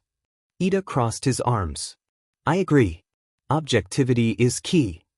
Yaoyorozu tilted her head. So are we thinking of either Mineta or Aoyama? Probably, Todoroki replied. But the others won't like it. Ida's eyes flicked toward the shelter. I don't want to vote for anyone, but this is what we have to do. They have to learn survival isn't about comfort, it's about making tough choices. Todoroki nodded in agreement. I think I can get Midoriya on board. Good, while you work on Midoriya, I'll work on Uraraka. Yaoyorozu gave a slight nod, which Ida and Todoroki returned. This is the best decision for the tribe, we just need them to see that. Back at the shelter, Mineta and Midoriya had joined the trio of Tsuyu, Kuda, and Uraraka. Rain drummed against the tarp as the five huddled close, the flickering fire casting uneven light across worried faces. I think it should be Aoyama. I haven't seen or heard from him since we got back from the challenge. That's not weird to anyone else. Mineta. He said something about rainwater being great for your skin and left about 5 minutes ago. Uraraka replied. But have you guys noticed that whenever there is work to do, he is nowhere to be found? Yeah, I mean, if he won't help around camp, how do I know he is gonna help in the challenges? Well, I'm gonna find him, make sure he isn't throwing my name out. And with that, Mineta left the shelter. As soon as he was out of earshot, Tsuyu turned to Midoriya. The others want to vote for him, don't they? Midoriya's gaze fell to the floor. Yeah, they really want to keep the tribe strong, and they think this is the way to do that. Man, if he goes, think about how much it'll crush him. Uraraka said before she saw Yaoyorozu waving for her to come talk. Hold on, I'll be back in a sec. Uraraka leaves the shelter. So the game has fully started. Do whatever you feel is right, just remember people have feelings, game or no game. Tsuyu left the two boys. As the sun continued to lower into the horizon, small clusters of players whispered throughout the camp, names traded in low tones, alliances forming and shifting by the minute. It seemed as though everybody had spoken to everybody at least once. Midoriya had spoken to Todoroki and Tokoyami. Tokoyami had spoken to Tsuyu and Ida. Uraraka had spoken to Yaoyorozu and Midoriya. Aoyama, meanwhile, spoke quietly with Mineta, both sitting apart from the others. "I feel the storm coming," Aoyama said, voice light but distant. "Perhaps one of us is in danger?" Mineta's voice cracked. "Yami, look, you've got sparkle. I've got panic. People notice that." Aoyama smiled faintly. "Then maybe we dazzle them into forgetting." Mineta blinked. That's not a plan." "Non-mon ami," Aoyama said, stretching lazily. "It's a performance." As darkness fell, torches flickered and the air turned cool. The calm of the river masked the quiet, nervous whispering between small groups. Midoriya stared at the fire, lost in thought. He hated the feeling, the idea that what's best for the tribe meant deciding who didn't belong. Tsuyu sat beside him. "Ribbit, it's hard, isn't it?" "Yeah," he said quietly. "We all want to do the right thing. But someone's still leaving." She nodded slowly. "That's survival." The flames reflected in his eyes as he murmured, almost to himself, "Then we'd better make sure this vote makes us stronger, not weaker." The camera lingered on the flicker of firelight dancing across their faces, calm on the surface, but every eye betraying worry beneath. Crescent Moon Valiant Tribe, Night 3, Tribal Council. Studio microphone, present mic, voiceover.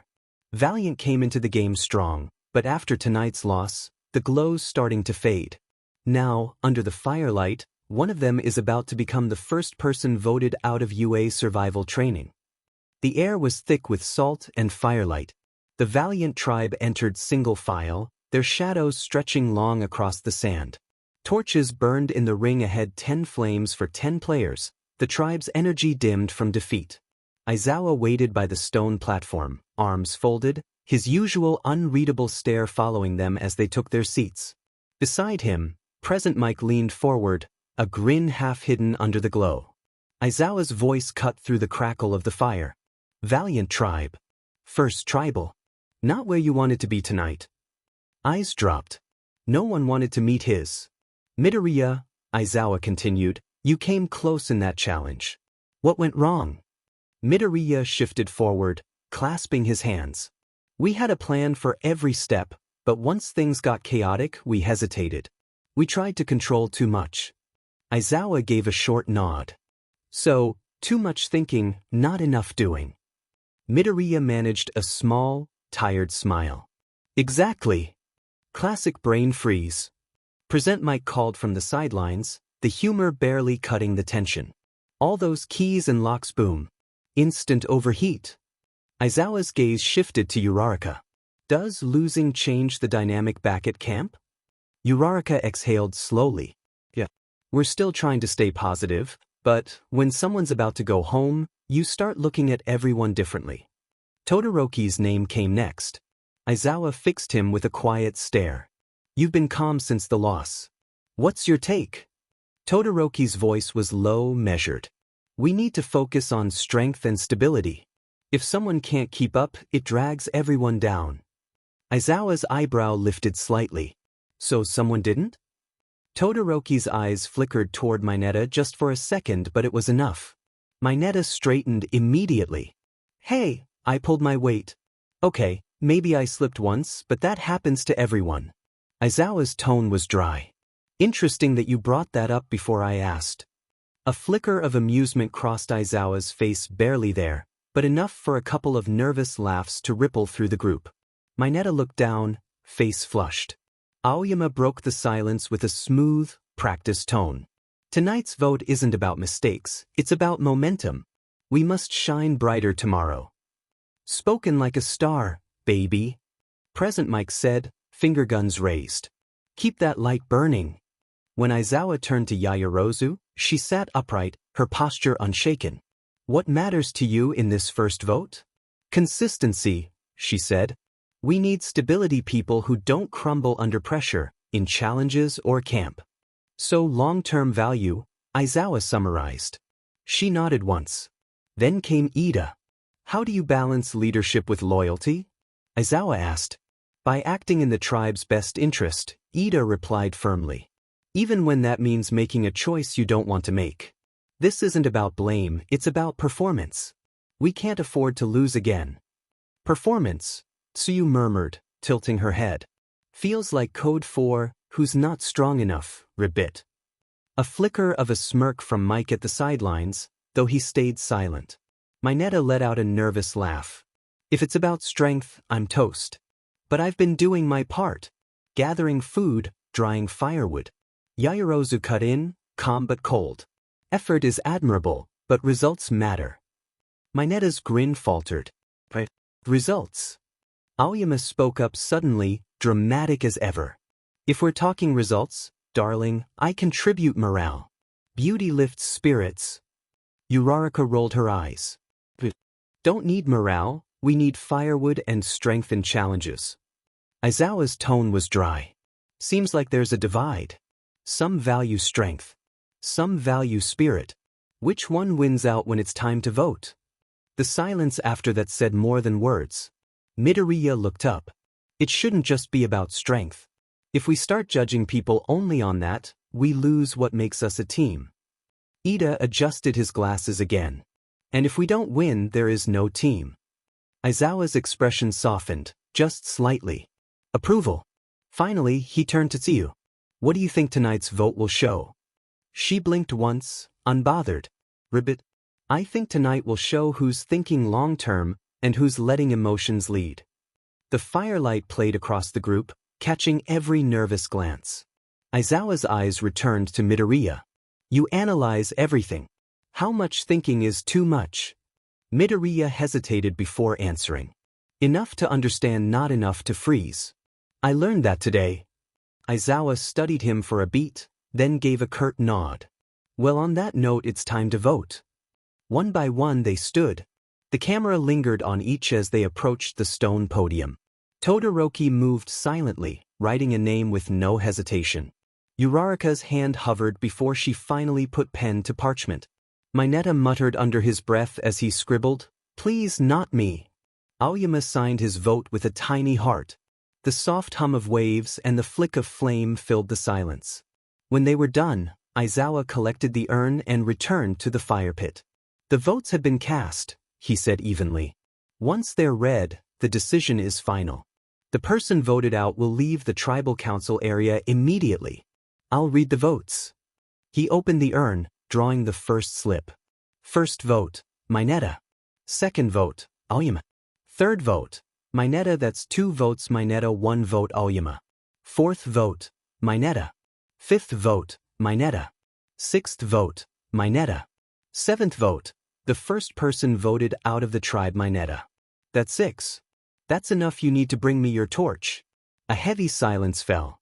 Mineta's face crumpled, disbelief first, then resignation. Mineta rose slowly, torch in hand, and approached. Mineta, Aizawa said, voice level. The tribe has spoken. Aizawa snuffed it out with a sharp hiss of smoke. Time for you to go. Mineta gave one last glance to the tribe, half hurt, half defiant. Later, guys, he said before vanishing into the night. Present. Mike exhaled loudly. And that's how the game begins. First flame out, and the fire still burns hotter. Aizawa turned back to the remaining 9. Losing hurts. But how you recover, that's what matters. Got nothing else for you. Grab your torches, head back to camp. Good night. The tribe gathered their torches and filed out quietly, faces half hidden by shadow and flame. Midoriya looked back once, eyes reflecting the dying firelight. He didn't say anything he didn't need to. The weight of the first vote already said enough. Previously on UA Survivor, 20 heroes in training arrived on a remote island for the ultimate test of strength, strategy, and survival. Split into 2 tribes, Valiant and Dynamis, they would have to rely on teamwork, wits, and grit to outlast their classmates. At the river delta, Valiant started strong. Yaoyorozu's organization and Ida's leadership helped them build a stable camp, but cracks soon formed as personalities clashed. Meanwhile, over at Dynamis, Chaos reigned on the beach. Bakugo's intensity pushed his tribe hard, and while some thrived under pressure, others started to burn out. The first reward challenge, Arch Madness, tested aim and coordination. Valiant claimed the win, earning fire-making supplies and early momentum. But when the first immunity challenge, Trial by Fire, lit up the island, Dynamis roared back. Bakugo's fire-making skills sealed their victory, sending Valiant to the season's first tribal council. Back at camp, panic and paranoia spread. Mineta's antics and weak challenge performance made him an easy target, and when the votes were read, his torch was the first to go. Now, 19 remain. 2 tribes, 2 camps, and already, alliances are forming, tempers are flaring, and the game is on. Waterway Valiant Tribe Day 4 morning. The storm had passed, but the air at camp still felt damp and heavy. The fire was nothing more than a few smoldering embers, thin trails of smoke curling into the damp morning air. No one said much. Midoriya sat near the ashes, absently stirring them with a stick. His mind replayed the night before the whispers, the votes, Mineta's shocked expression as his torch went out. Movie camera confessional Midoriya, Valiant. Last night was hard. Mineta was annoying, sure, but he was one of us. I keep wondering if we could have handled things differently. Still, we had to make the choice that keeps the tribe strong. That's the game, I guess. Across from him, Uraraka stretched and rubbed her eyes, catching the uneasy stillness. "Morning," she said softly. A few heads lifted, but no one answered right away. Ida was already up, rearranging the camp's gear with rigid precision. His movements were quick, mechanical, the kind of energy that came from trying not to think. "We must stay organized," he announced. "If we stick to our system, we'll recover before the next challenge." Yaoyorozu nodded, though her expression was tight. "Structure helps," she said, "but maybe what we need now is to slow down and listen to each other." Ida paused, surprised by the quiet pushback. Movie camera confessional Yaoyorozu, Valiant. Tribal council changes everything.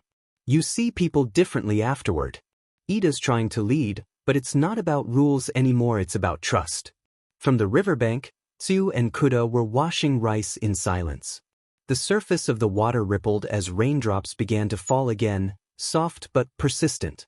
"We did what we had to do," Tsu murmured. "But everyone's acting like it's the end of the world," Rib bit. Kuda hesitated before replying, "Kind of feels like it." The morning dragged on in muted tones, only the sound of footsteps in wet sand and the scrape of kindling breaking. When Uraraka joined Midoriya by the fire pit, he gave her a tired smile. "We can still fix this," he said quietly. "One loss doesn't define us." Uraraka nodded. "Yeah, but it sure feels like it does." Movie camera confessional Uraraka, Valiant. Last night was rough. No one wanted to say Mineta's name, but we all did. Now it's like, there's a ghost at camp. Everyone's being polite, but underneath, it's weird. Soon, the tribe was working again. Rebuilding their fire, tightening the shelter walls, trying to pretend the vote hadn't changed anything. But it had. The easy rhythm from their first few days was gone, replaced by a cautious kind of silence, each member watching what they said just a little too closely. Above the treeline, the camera panned upward toward the gray clouds gathering again, the echo of waves rolling against the shore, the calm before whatever came next. Fire Dynamis Tribe, morning. Across the island, sunlight spilled over Crimson Bay, turning the tide pools gold and the rocks warm beneath bare feet. Dynamis woke to the sound of laughter, real laughter, for the first time since the game began. Kaminari stretched dramatically, arms wide. "Man, waking up without thinking about tribal? That's the dream." "Speak for yourself," Jiro said, rubbing her neck. "I still feel like my spine's part of the shelter." Kirishima was already hauling driftwood toward the campfire. "Come on, guys. Yesterday was epic first win, full bellies, no arguments. Let's keep it going." Bakugo was crouched near the fire pit, adjusting the coals. "Less talking, more working. We're not losing that spark again." He struck flint one clean motion and the fire came alive instantly. "See?" Mina grinned. "Human lighter strikes again." Bakugo snorted but didn't look up. At least one of us knows what they're doing. Movie camera confessional, Mina Ishido, Dynamis. Bakugo's still Bakugo. Winning didn't chill him out, it just made him louder. But at least now we're loud and winning. Breakfast was simple, rice and roasted crab. The tribe gathered in a half-circle, the smell of salt and smoke thick in the air. Zero cracked a joke about their five-star beachfront buffet, and even Bakugo smirked. It almost looked like harmony until strategy slipped in around the edges. Satu and Shoji talked quietly near the trees, voices low. "He's a powerhouse," Satu said, nodding toward Bakugo, "but he's gonna rub people the wrong way." Shoji's response was quiet but firm. "Yeah, but we need him for now." Movie camera confessional, Shoji, Dynamis. Bakugo's a great competitor. The problem is keeping the tribe from burning out around him. He pushes hard and not everyone takes that well. Later, as the sun rose high, Bakugo and Kirishima stood by the waterline, skipping stones. "You think we're ready for the next one?" Kirishima asked. Bakugo's answer was instant. "We're not just ready, we're gonna crush them again." Valiant soft. You can see it in their eyes. Kirishima chuckled. "Demon Man, you ever take a day off?" Bakugo turned, eyes fierce but amused. "This is my day off." Movie camera confessional, Kirishima, Dynamis. Bakugo's got one speed full throttle. It's intense, but it's working. As long as we keep winning, people will put up with it. If we lose though? Yeah, sparks are gonna fly. The mood stayed high well into the morning, laughter over breakfast, the soft hiss of fire, the sound of waves against the reef. But beneath the noise, the tribe was already drifting into new rhythms. Jiro sat by the shelter, tuning her makeshift driftwood guitar, while Mina and Hagakure tried to reinforce the roof. "Okay, I'm telling you," Mina said, "if we angle the palm fronds this way, the rain'll roll right off." "Except it won't," Jiro muttered, not looking up. "That's literally the same way you did it before." Mina huffed. "Wow, negativity much? I'm just saying. Just help or hush." Mina shot back, grinning, but there was a hint of heat behind the words. Movie camera confessional, Jiro, Dynamis. Mina's great, but she's chaos with legs. Half the time I can't tell if she's joking or about to melt the roof. I love the girl, but I might need earplugs to survive her energy. At the fire pit, Kaminari and Zero lounged in the shade, skipping work entirely. "Think Bakugo'll notice if we supervise from here?" Kaminari asked. "Not if we look busy enough," Zero replied, pretending to tie a rope to a log. Bakugo appeared behind them, voice low and deadly. "You call that work?" Both froze. Team morale management?" Kaminari said weakly. Bakugo's eyes narrowed. "You've got 5 seconds to start actually managing something." Movie camera confessional, Kaminari, Dynamis. "I swear, the guy's got sonar or something. Every time I try to chill for 2 seconds, boom, Bakugo's behind me like a demon coach. I'm gonna die on this beach, and it's gonna be from stress." By midday, the sky burned clear blue and humid. Satu stirred a pot of boiled rice as Ojiro carved driftwood steaks nearby. Kirishima kept energy up with loud encouragement, his optimism the glue barely holding things together. "This is what I'm talking about," he said. "Teamwork, baby. No storm, no stress, just Dynamis grindin'." Hagakure laughed. "You sound like a sports commercial." Kirishima grinned wider. "Hey, someone's gotta keep morale high." Bakugo rolled his eyes but said nothing, a small miracle in itself. Movie camera confessional, Hagakure, Dynamis. "I think Kirishima's the reason we haven't exploded yet." Bakugo yells, Mina flails, Jiro rolls her eyes, and Kiri just smiles through all of it. He's the buffer we don't deserve. As the sun dipped slightly westward, the laughter dulled. The chores were done, bellies full, and suddenly, the game felt real again. Mina leaned back on her elbows.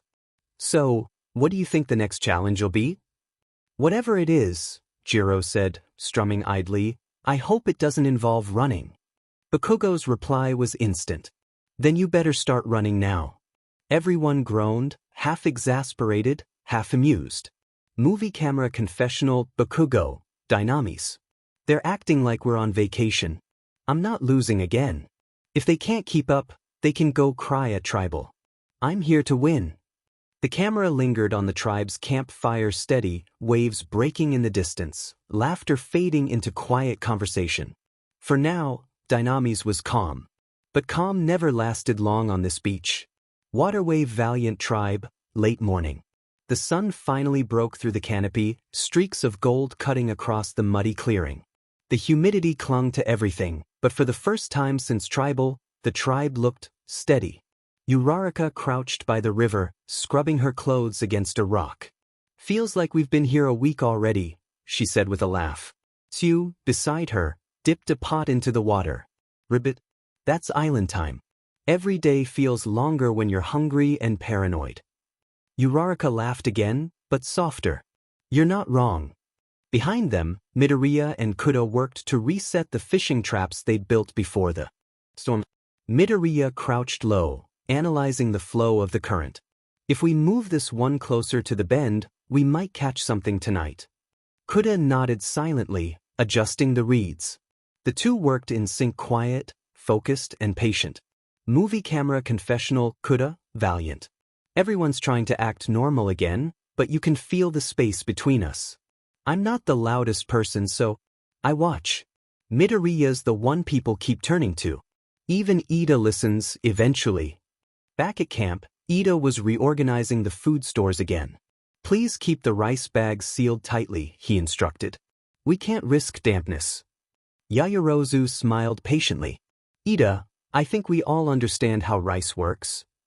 He stiffened, realizing how it sounded. Yes. Of course. My apologies. She offered a small grin. Maybe take 5 minutes off from being class rep? Movie camera confessional, Ida, Valiant. I'm trying to help. That's all. But it's difficult, no assignments, no rankings, no structure. Just instinct. I think that's what's testing me most. Nearby, Yaoyorozu had begun sketching something in the dirt, long lines, angles, and circles. Uraraka and Tsuyu wandered over, curious. What's that? Uraraka asked. An idea, Yaoyorozu replied. A more efficient way to collect rainwater. We've been wasting runoff. She gestured with her stick, explaining the simple filtration system. Tsuyu nodded. That's actually smart, Ribbit. Let's try it. Within minutes, they were tying leaves and bamboo into a funnel, laughter breaking through as Uraraka accidentally spilled the first batch. Science is messy, she declared. Movie camera confessional, Yaoyorozu, Valiant. It's good to see everyone working together again. I think we needed this, something simple, something that reminds us we can build things, not just break them. By midday, the tribe gathered beneath the repaired shelter, their project dripping neatly beside them, a steady stream of clear water trickling into a pot. The mood had lightened just enough that when Ida tripped over a vine, no one scolded him. They all just laughed. Midoriya sat back, wiping sweat from his brow, watching the group. The camera lingered on him, the quiet smile, the way he looked at each of his tribemates as if trying to memorize the calm. Movie camera confessional, Midoriya, Valiant. I think we're finding our rhythm again. It's not perfect, but maybe it doesn't have to be. We just need to trust each other. If we can do that, we'll be fine. The rainwater trap trickled steadily beside the shelter, droplets glinting in the sunlight. The camp had finally fallen into a calm rhythm, work done, bellies fed, the first real peace since tribal. Uraraka sat cross-legged near the fire pit, shaping a piece of driftwood into something resembling a spoon. Midoriya joined her, setting down a small fish he'd just cleaned. Nice craftsmanship, he said with a small smile. She laughed. It's spoonish.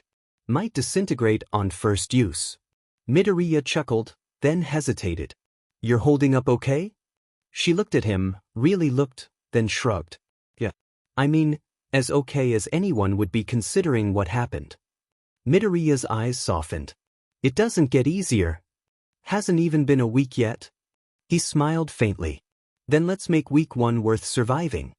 Movie camera confessional, Uraraka, Valiant. Deku always finds the positive angle. Even when it's awkward or hard, he just believes things can get better. It's kind of contagious. I hope he's right. Not far away, Yaoyorozu and Tsuyu were weaving together strips of palm leaf for a windbreak. The steady rhythm of their hands matched the gentle lap of the waves. You're good at this, Tsuyu said quietly. Yaoyorozu smiled. My mother used to garden. She said patience builds strength. Tsuyu nodded. Guess we'll be strong by the end of this ribbit. The two shared a rare laugh, small but genuine, the kind of sound that hadn't existed at Valiant Camp since before the storm. Movie camera confessional, Valiant.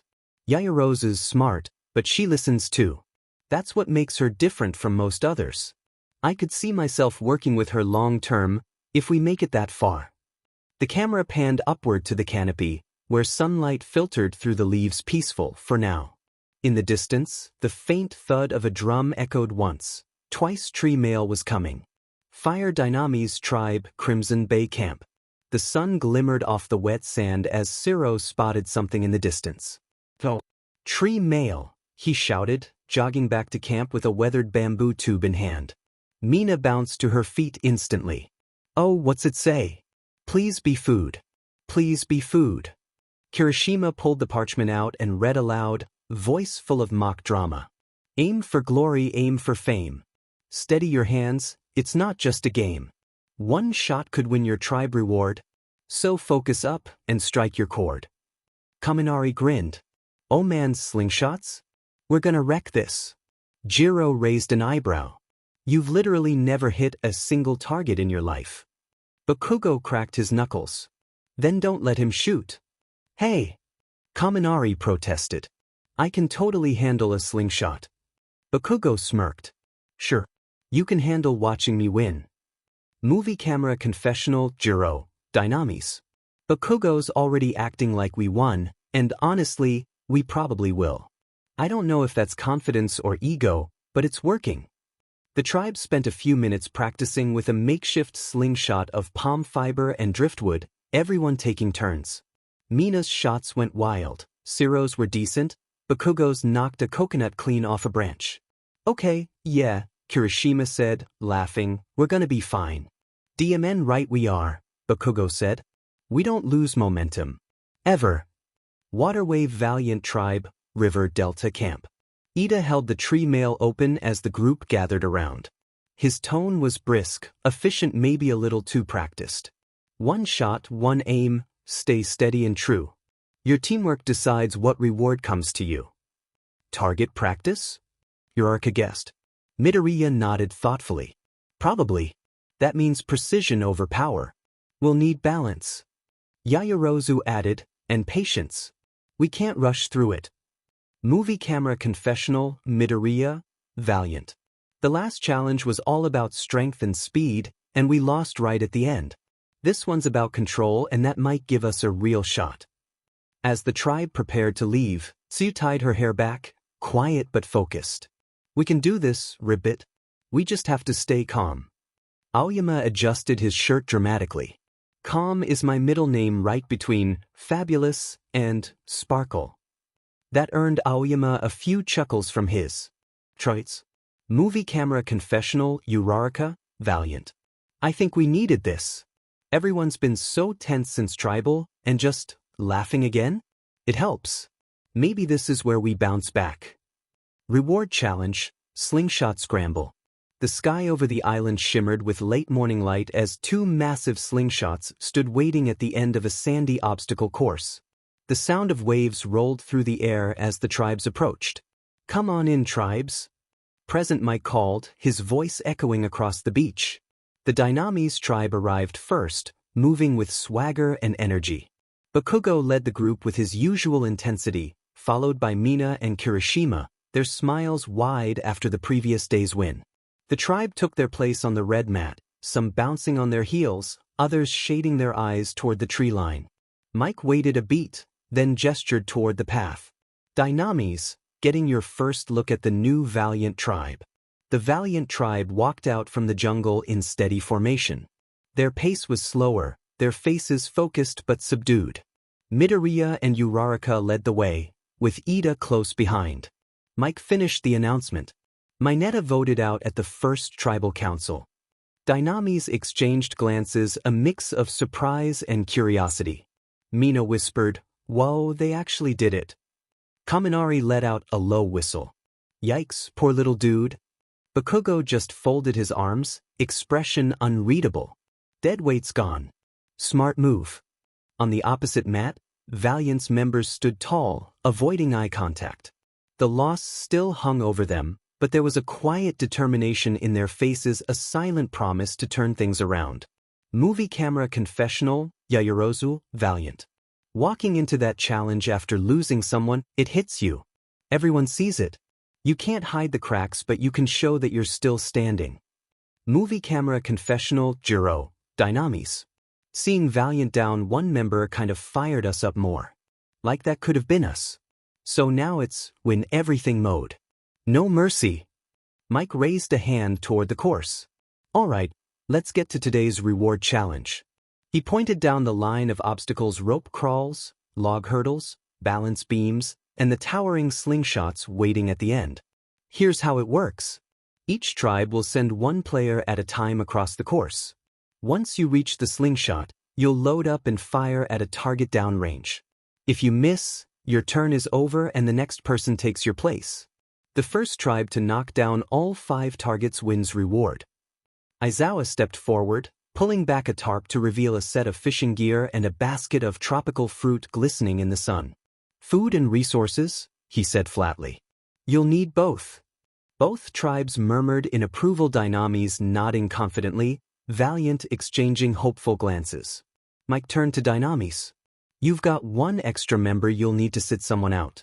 And remember, you can't sit the same person out in back-to-back challenges." The tribe huddled quickly.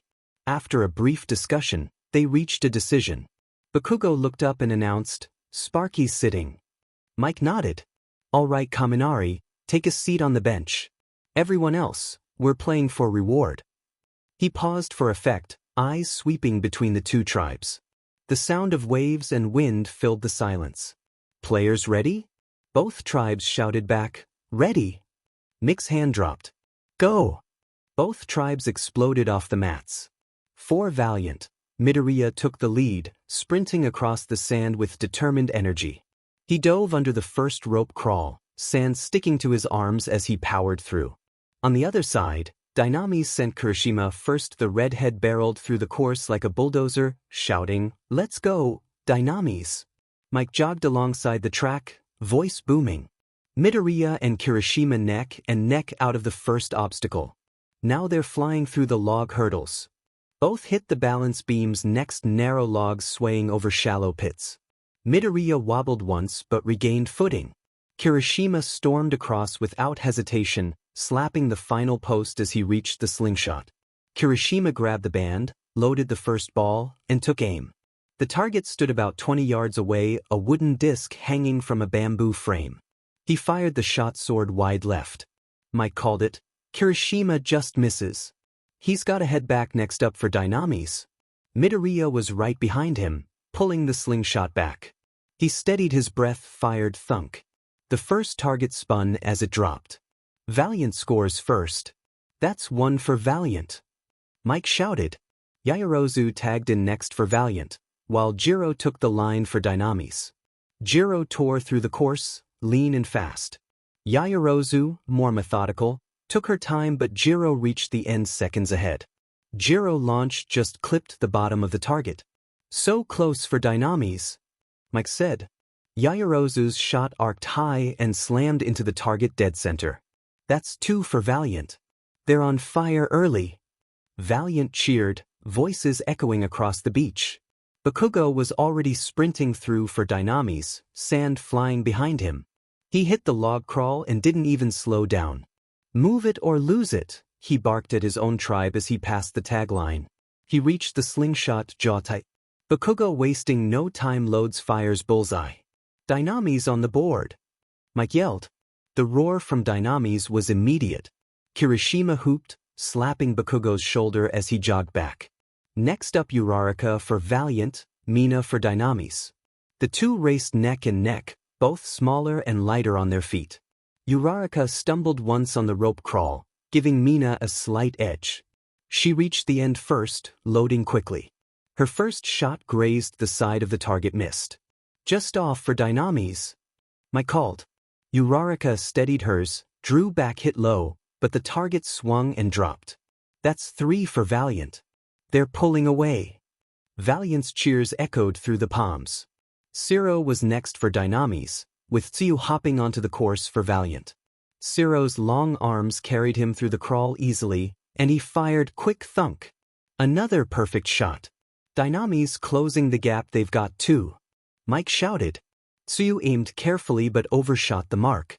Tsiu just high. Valiant stays at 3. Shoji took off next for Dynamis, while Ida was already powering through for Valiant, his precision unmatched, knees high and fast as ever. 2 of the most athletic players on this course. Mick's voice carried over the surf. Ida reached the slingshot a second ahead, fired hit. That's 4 for Valiant, they're 1 away from reward. Shoji's turn, calm, deliberate. He loaded up, eyes narrowed behind his mask, released direct hit. Dynamis with 3. They're not out yet. Bakugo was pacing behind the line, barking orders. Faster transitions. Let's move. Shoji tagged Kirishima back in. Midoriya lined up for Valiant, they're closer, hoping to seal it. Both tore through the course almost perfectly even. Kirishima dove for the final crawl, Midoriya only a breath behind. Kirishima and Midoriya, it could come down to this. Mike shouted. Kirishima fired first, missed by inches. He cursed and stepped back. Midoriya loaded, aimed, released the ball, skimmed the target's edge, spinning it but not enough to drop it. Mike called it. So close for Midoriya. The target's wobbling, but it's still standing. Bakugo shouted, out of my way, and sprinted back onto the course for Dynamis' next run. Valiant scrambled, Yaoyorozu tagged back in. Both tore through, sand flying, crowd screaming. Bakugo reached the slingshot first, barely catching his breath. He drew back hard, eyes locked, boom. Target shattered clean off its post. That's 4 for Dynamis. We are tied, next one wins it. Mike shouted, running down the sideline. Yaoyorozu reached the line, loaded fast, fired, the shot went wide. Bakugo tagged Kirishima again without missing a beat. Finish it, he roared. Kirishima hit the obstacles like a freight train, sand exploding beneath each step. The tribe was on its feet now, screaming his name. He reached the slingshot, steadied it, grinning even as sweat dripped down his forehead. 1 shot could win it for Dynamis. Mick's voice rose with the tension. Kirishima fired. Thumped. The final target spun once, then dropped. Dynamis wins reward. Mike shouted, throwing his arms wide. The beach erupted, Dynamis leaping, yelling, high-fiving as the slingshot thudded into the sand beside them. Bakugo let out a victory roar while Mina and Jiro hugged mid-jump.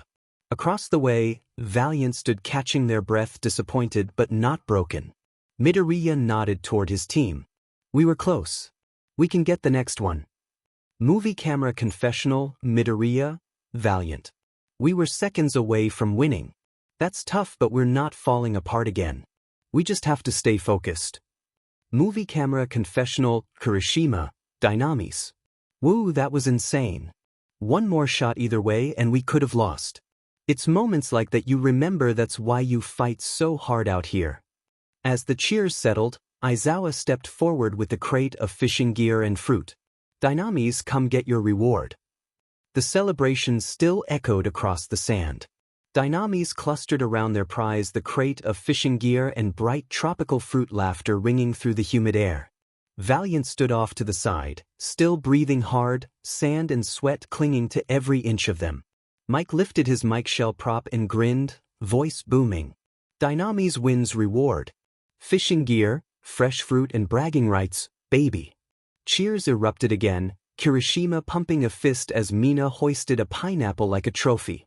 Aizawa stepped forward, his tone instantly grounding the energy. Before you head out, he said evenly, hands in his pockets, we've got something both tribes need to know. The beach quieted. Mick's grin turned sly. Oh yeah, listen up, heroes in training.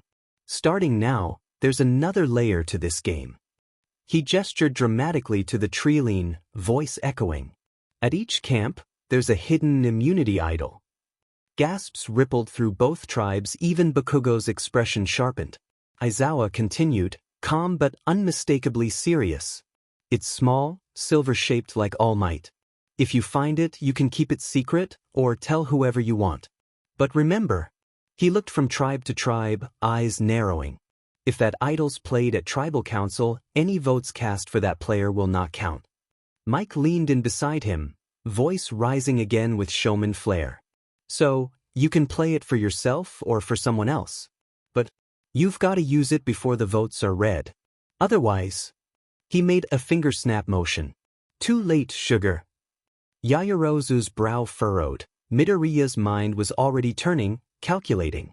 Across the sand, Mina's grin widened while Bakugo muttered, great. Now we're hunting trinkets. Aizawa gave a short nod. That's all. Dynamis, take your reward and head back to camp. Valiant, grab your gear and head out. Mike waved them off with a grin. Game just got interesting, folks. Back to camp and good luck.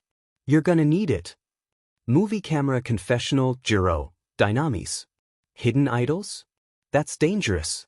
Now everyone's gonna be side-eyeing every pile of leaves or weird-shaped rock. The paranoia's about to hit. Movie camera confessional, Uraraka, Valiant. As if we weren't already on edge. Now there's an idol out there, and if someone finds it, that changes everything. The camera panned up from the challenge field, both tribes walking opposite directions along the shoreline, fading into the jungle. Fire Dynamis tribe, afternoon. The tribe trudged back along the coastline, reward crate in tow.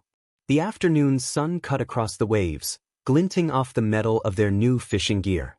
Spirits were high, louder than ever. Yo, look at this! Siro shouted, pulling out a gleaming spear. We're basically pros now. Mina gasped dramatically. Finally, we can stop living on rice and crab crumbs. Kaminari balanced a fruit on his head. Dynamis Deluxe, baby. 5-star dining on the beach. Bakugo snatched the spear from Siro and inspected the tip, his grin sharp. If any of you idiots drop this in the ocean, I'll throw you in after it. Movie camera confessional, Kirishima, Dynamis. Winning again feels so good. Like, it's not just about food, it's momentum. You can feel it in camp. We're clicking. The sun beat down across the shallows as waves rolled lazily against the reef edge. Kirishima and Kaminari stood knee-deep in the surf, fishing spear in hand. Their silhouettes moved against the sparkling water, the tribe watching from shore. Kirishima grinned, squinting through the glare. Okay dude, slow breaths. You spook them, and we'll be eating rice again tonight. Kaminari tightened his grip on the spear. No pressure, right? Bakugo stood further up the beach, arms crossed, barking instructions. Don't poke at the water, commit. You hesitate, and it's gone. Kirishima laughed. See? He's helping. Helping. Kaminari said, rolling his eyes.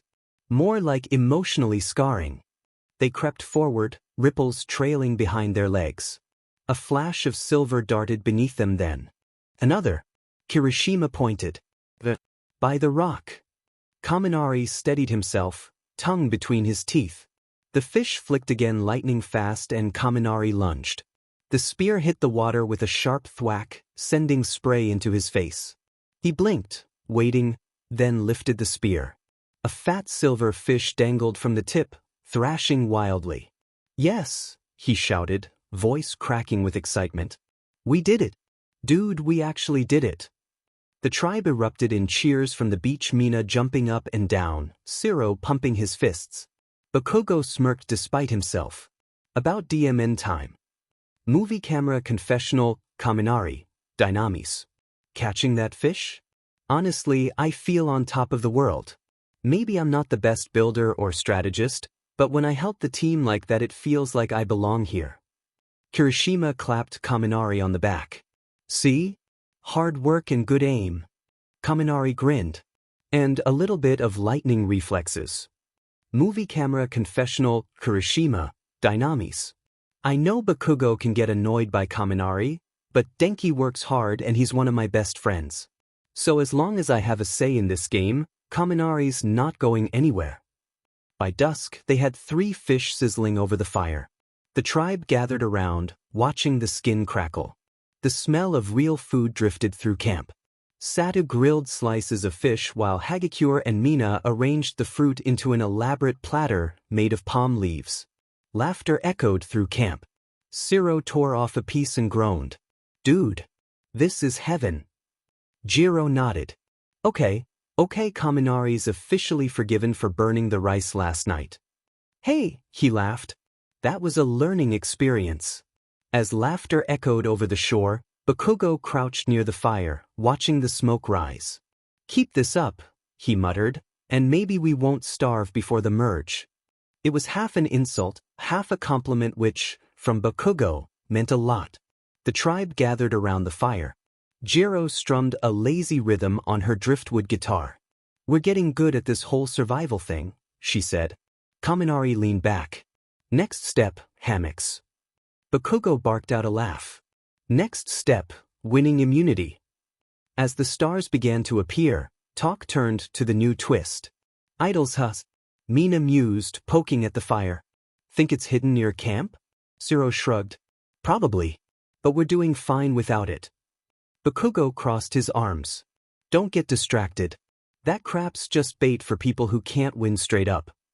Movie camera confessional, Jiro, Dynamis. Bakugo says that now, but if he saw that idol first? He'd dig up half the island to grab it. The tribe laughed late into the night, firelight flickering against the red cliffs. But even as they drifted off to sleep, the new twist hung in the air, invisible but heavy, a silent reminder that the game had changed. Waterwave Valiant Tribe, afternoon. Back at the river delta, silence met the returning tribe. No cheers, no chatter, just the steady hum of the jungle and the soft slap of waves against the bank. Uraraka dropped her bag beside the shelter with a sigh. "So close," she said. "We almost had it." Ida nodded stiffly. "We must channel our frustration into productivity. The next challenge could arrive any time." Yaoyorozu gently set the tribe's few supplies in order. "And now we have another element to consider," she said. "The idol." Her tone was calm, but her mind was racing. Movie camera confessional, Yaoyorozu, Valiant. The announcement changes everything. Someone will find that idol eventually. The question is, who do you trust to have that kind of power? Midoriya sat by the fire pit again, staring at the embers. "We'll bounce back," he said quietly. "We just need to stay connected." Tsuyu, sitting nearby, nodded. "Losing 2 in a row would be bad for morale," Ribbit. "Or for numbers," Uraraka added under her breath. The group worked together to repair their shelter and patch leaks from the storm. Small moments of connection returned, Kuda offering Yaoyorozu fresh water, Uraraka helping Ida tie down palm leaves that kept slipping loose. Movie camera confessional, Uraraka, Valiant. "We're all still recovering from tribal. But there's this tiny spark coming back. We're talking again, working again. If we can keep that energy going into the next challenge, we can win. We also made a fish trap, so we might have some decent food tonight, here's hoping." Their makeshift fish trap, a woven basket weighted with stones, bobbed gently in the shallows. Uraraka and Tsuyu knelt beside it, checking the binding. "Think we got something?" Uraraka asked. "Maybe," Tsuyu replied, peering into the water. "It's not moving much, which could be a good sign." They lifted the trap slowly, and inside, 2 small fish wriggled frantically. Uraraka gasped. "No way! It worked!" Tsuyu smiled softly. "See? Slow and steady pays off." Movie camera confessional, Valiant. "We can't match Dynamis for strength right now, but we can be clever. The trap takes patience, but it means food every day if we manage it right." The tribe gathered as Ida carefully cleaned the fish, while Yaoyorozu stoked the fire. Midoriya took notes in the sand, diagramming ways to improve the trap design. It wasn't flashy, but it was progress, quiet, steady, reliable. As twilight fell, the tribe sat in a small circle, eating quietly. The mood was cautious but hopeful, not celebration, not defeat, something in between. "Tomorrow," Midoriya said finally, "we make it count. One by one, The tribe nodded, determination replacing exhaustion. The camera rose over the dark treetops, Dynamis's camp glowing bright in the distance, Valiant's fire burning low but steady. 2 tribes, 2 paths, same goal, survive. Fire Dynamis tribe, day 5 morning. The sun crept over the treeline, spilling gold across the shelter. The tribe began to stir, Mina stretching with a yawn, Jiro rubbing her eyes, and Kaminari groaning dramatically as he sat up. Ugh, I swear it's getting colder every night, he muttered, clutching his palm frond blanket. Ciro smirked from his spot near the edge of the shelter. Oh yeah? You seemed pretty warm last night. Kaminari's eyes went wide. What's that supposed to mean? Mina burst into laughter. Dude, you were totally curled up next to Jiro. Like, full-on snuggle mode. Jiro sat up immediately, flushed. It was cold. He was shivering. It didn't mean anything. Kaminari threw his hands up. Yes, same. Strictly survival cuddles. Bakugo groaned from the corner. Can you all shut up? It's too early for your cringe romance drama. Mina grinned slyly. Big talk from the guy everyone crowds around at night. Because he's basically a space heater. Ciro nodded. Yeah, seriously, dudes like sleeping next to a campfire? Bakugo scowled. Not my fault the rest of you are weak to the elements. Kirishima, stifling a laugh, added, to be fair, it's true. I slept near Bakugo last night and it was toasty. Totally manly. Mina elbowed him. Oh, totally manly. Just like how Hagakure and Ojiro are just sharing body heat, right? Ojiro's tail twitched. Hey, it really was freezing. A faint giggle came from nowhere, Hagakure's voice. Yeah, no hidden motives here. Promise. Movie camera confessional, Mina, Dynamis. I mean, we're all freezing, sleeping on bamboo and sand, cuddling just makes sense. But still, let's just say it's funny who ends up next to who every night. Kaminari tried to change the subject, stretching. Okay, but let's talk about the real scandal. No one said anything when Mina and Kirishima were huddled up last night. Mina gasped. Excuse me? It was his turn to take the middle spot. That's prime heat distribution. Kirishima laughed nervously. Yeah, strategy man. Equal warmth for the tribe. Bakugo shook his head, muttering, idiots. All of you. Waterwave Valiant tribe, morning. Mist still clung to the riverbank as the tribe slowly woke. The faint crackle of the rekindled fire was the only sound until Tsuyu's voice broke the stillness. Rib, guess who was hogging all the blankets again? She teased, looking pointedly at Midoriya, who immediately sat up, flustered. Sorry, I wasn't trying to hog anything. It was just the wind was strong on my side, so. Uraraka laughed softly beside him. Sure, Midoriya. That's why you somehow ended up halfway across the shelter. Yaoyorozu looked on, smiling. I noticed the two of you looked quite comfortable. Midoriya's face turned red. It was freezing. It didn't, I mean it wasn't like that. Uraraka quickly waved her hands. Yeah, totally just warmth. For survival. Tsuyu blinked slowly. Ribbit. Everyone keeps saying that like it makes it less obvious. Movie camera confessional, Valiant. Everyone's pretending the cuddling doesn't mean anything, but it's obvious who's drawn to who. I'm not judging it's cold out here. But, it's cute, Ribbit. Don't even start, you two. Uraraka said while she pointed at Yaoyorozu and Tsu, we all know who you choose to sleep next to. Tsu and Yaoyorozu both blushed but remained quiet. Across the camp, Ito was already on his feet, tidying the shelter edges. As long as everyone's sleeping well and staying healthy, that's all that matters. Body heat retention is a valid survival method. He paused, realizing how that sounded. Tsuyu smirked. Very scientific, Ribbit. Kuda sat near the fire, feeding it small sticks. Nice. Everyone closer together. Yaoyorozu smiled faintly. Just. After the vote, I was worried we'd stay divided. But, maybe this kind of closeness is what we needed. Uraraka nodded, her tone soft.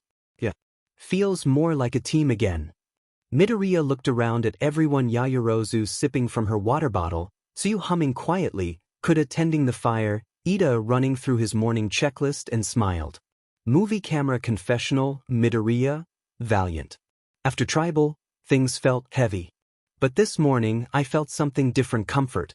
We're still figuring it out, but maybe this is how we start to rebuild. As the camera pulled back, the tribe gathered around the fire, bowls of warm rice in hand, breath visible in the cool air. The river shimmered with morning light, calm and silver. Fire Dynami's tribe, Crimson Bay. Kirishima spotted the rolled parchment wedged into the driftwood post.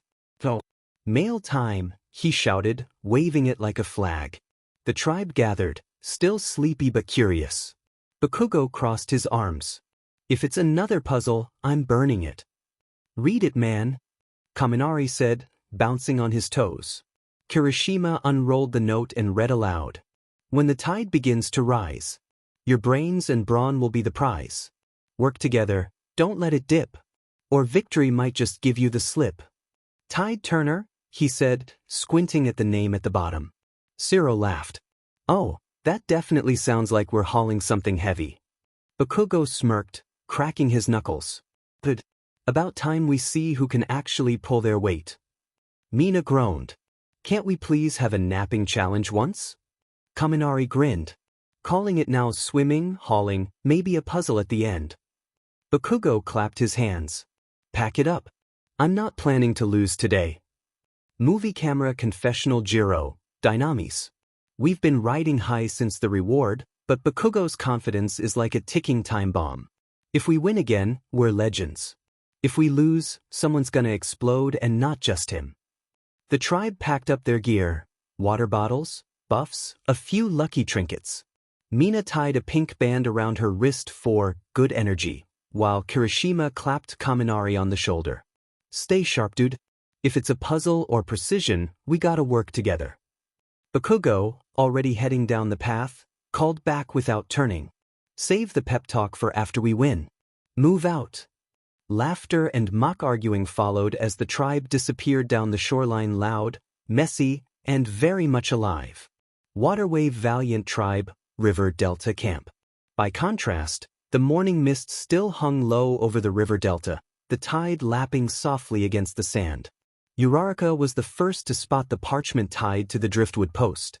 "Hey, guys, tree mail," she called, pulling it loose as the others gathered around. Yaoyorozu brushed damp hair from her face. "Let's hope it's something that plays to our strengths this time." Uraraka unrolled the note and read aloud. "When the tide begins to rise, your brains and brawn will be the prize. Work together, don't let it dip, or victory might just give you the slip." Ida straightened instantly. This must involve both strength and coordination, possibly retrieving or transporting something across the water. Tsuyu tilted her head. "Tide Turner, maybe we're building something that floats, ribbit?" Midoriya rubbed the back of his neck, thoughtful. "Could be endurance, maybe balance. Whatever it is, we can't hold back." Aoyama flicked an imaginary speck of sand from his sleeve. "Ugh, I just hope it doesn't ruin my hair again." "Your hair survived worse," Uraraka teased, smiling. Movie camera confessional Uraraka, Valiant. "After losing the last two challenges, we really need this. Everyone's still polite on the surface, but the tension's there. A win would fix a lot of things even if it's just for one night." Yaoyorozu rolled up the parchment and tucked it into the supply basket. "All right, let's focus. We've come close every time, this is where we turn it around." Ida nodded firmly. "Valiant must move as one. Discipline and unity will carry us to victory." Tsuyu smiled faintly. "Guess that means no yelling this time, ribbit." That earned a few quiet laughs, the first genuine ones since tribal. As they gathered their gear and started toward the beach, the tribe felt lighter, their shared silence replaced by cautious optimism. Movie camera confessional Midoriya, Valiant. "This is our chance to reset. We've seen what losing feels like. Now it's time to show what we've learned from it." The camera followed them through the trees, the light brightening as they neared the sand, ready to face whatever Tide Turner had waiting for them. Immunity challenge, Tide Turner. The afternoon sun glared down on the challenge beach as the two tribes emerged from the jungle paths. The tide lapped higher against the sand, the name Tide Turner suddenly feeling very literal. Dynamis filed in first loud, confident, and riding high off 2 straight wins. Bakugo led the way, arms crossed and a faint smirk playing at the edge of his mouth. Behind him, Mina and Kirishima chatted, while Kaminari swung his buff like a towel over his shoulder. Valiant arrived moments later, their mood steadier but more focused after their first tribal. Midoriya and Tokoyami stood near the front, eyes fixed on the course. They'd spent the past day rebuilding both camp and morale, and it showed. Present Mike stood center stage, megaphone in hand, voice booming. Alright, both tribes have something to prove. For Dynamis, it's keeping that streak alive. For Valiant, it's redemption after their first trip to Tribal Council. Aizawa stepped forward beside him, holding the carved immunity idol. This is what you're playing for: immunity and safety from Tribal Council. Losers will see me tonight. Mike gestured to the sprawling course stretching into the shallows. Here's how it works. 3 tribe members will swim out to untie crates from floating platforms and bring them back to shore. Once all crates are in, 3 others will haul them across the beach to your final station, where the remaining 3 will open the crates and build a tower with the pieces inside. One of the builders must then climb that tower and raise your tribe's flag. First tribe to hoist their flag wins immunity. He grinned, glancing between the teams. Dynamis, you've got 1 extra member. You can't sit out the same person in back-to-back challenges, so Kaminari, you're in. Who's sitting out? Bakugo didn't hesitate. Ciro's out. He'll cheer. Ciro gave a thumbs up as he went to the bench. Make me proud. Mike raised his hand. All right, tribes ready? Yeah, both sides roared back. Go. Water waved the swimmers. Bakugo, Kirishima, and Kaminari dove first for Dynamis, hitting the waves like torpedoes. Midoriya, Ida, and Tsu followed for Valiant, perfectly in sync. The water erupted in splashes and shouts. Crate on the left. Kirishima called. Bakugo gritted his teeth. I see it. He yanked hard on the knot. Stupid rope. Snap. The crate came loose. Dynamis has their first crate. Mike shouted. Kaminari's working the second, but he's struggling a bit. Kaminari muttered between grunts. Come on, who tied this? A villain? Less talk, more pull. Bakugo barked, hauling his crate toward shore. Across the water, Tsuyu's calm rhythm contrasted the chaos. Midoriya, take that corner, I'll steady it. Got it. Midoriya puffed. Ida, use your legs, keep the pace steady. Understood. Ida replied, powering through the surf. Both tribes reached the shallows almost together, dragging their crates up the sand neck and neck, gasping and dripping. Bakugo slammed his crate down. Move. Next group. Mike paced the sideline. All crates are in now, it's the haulers' turn. Both tribes are dead even. Beach with umbrella, the haulers.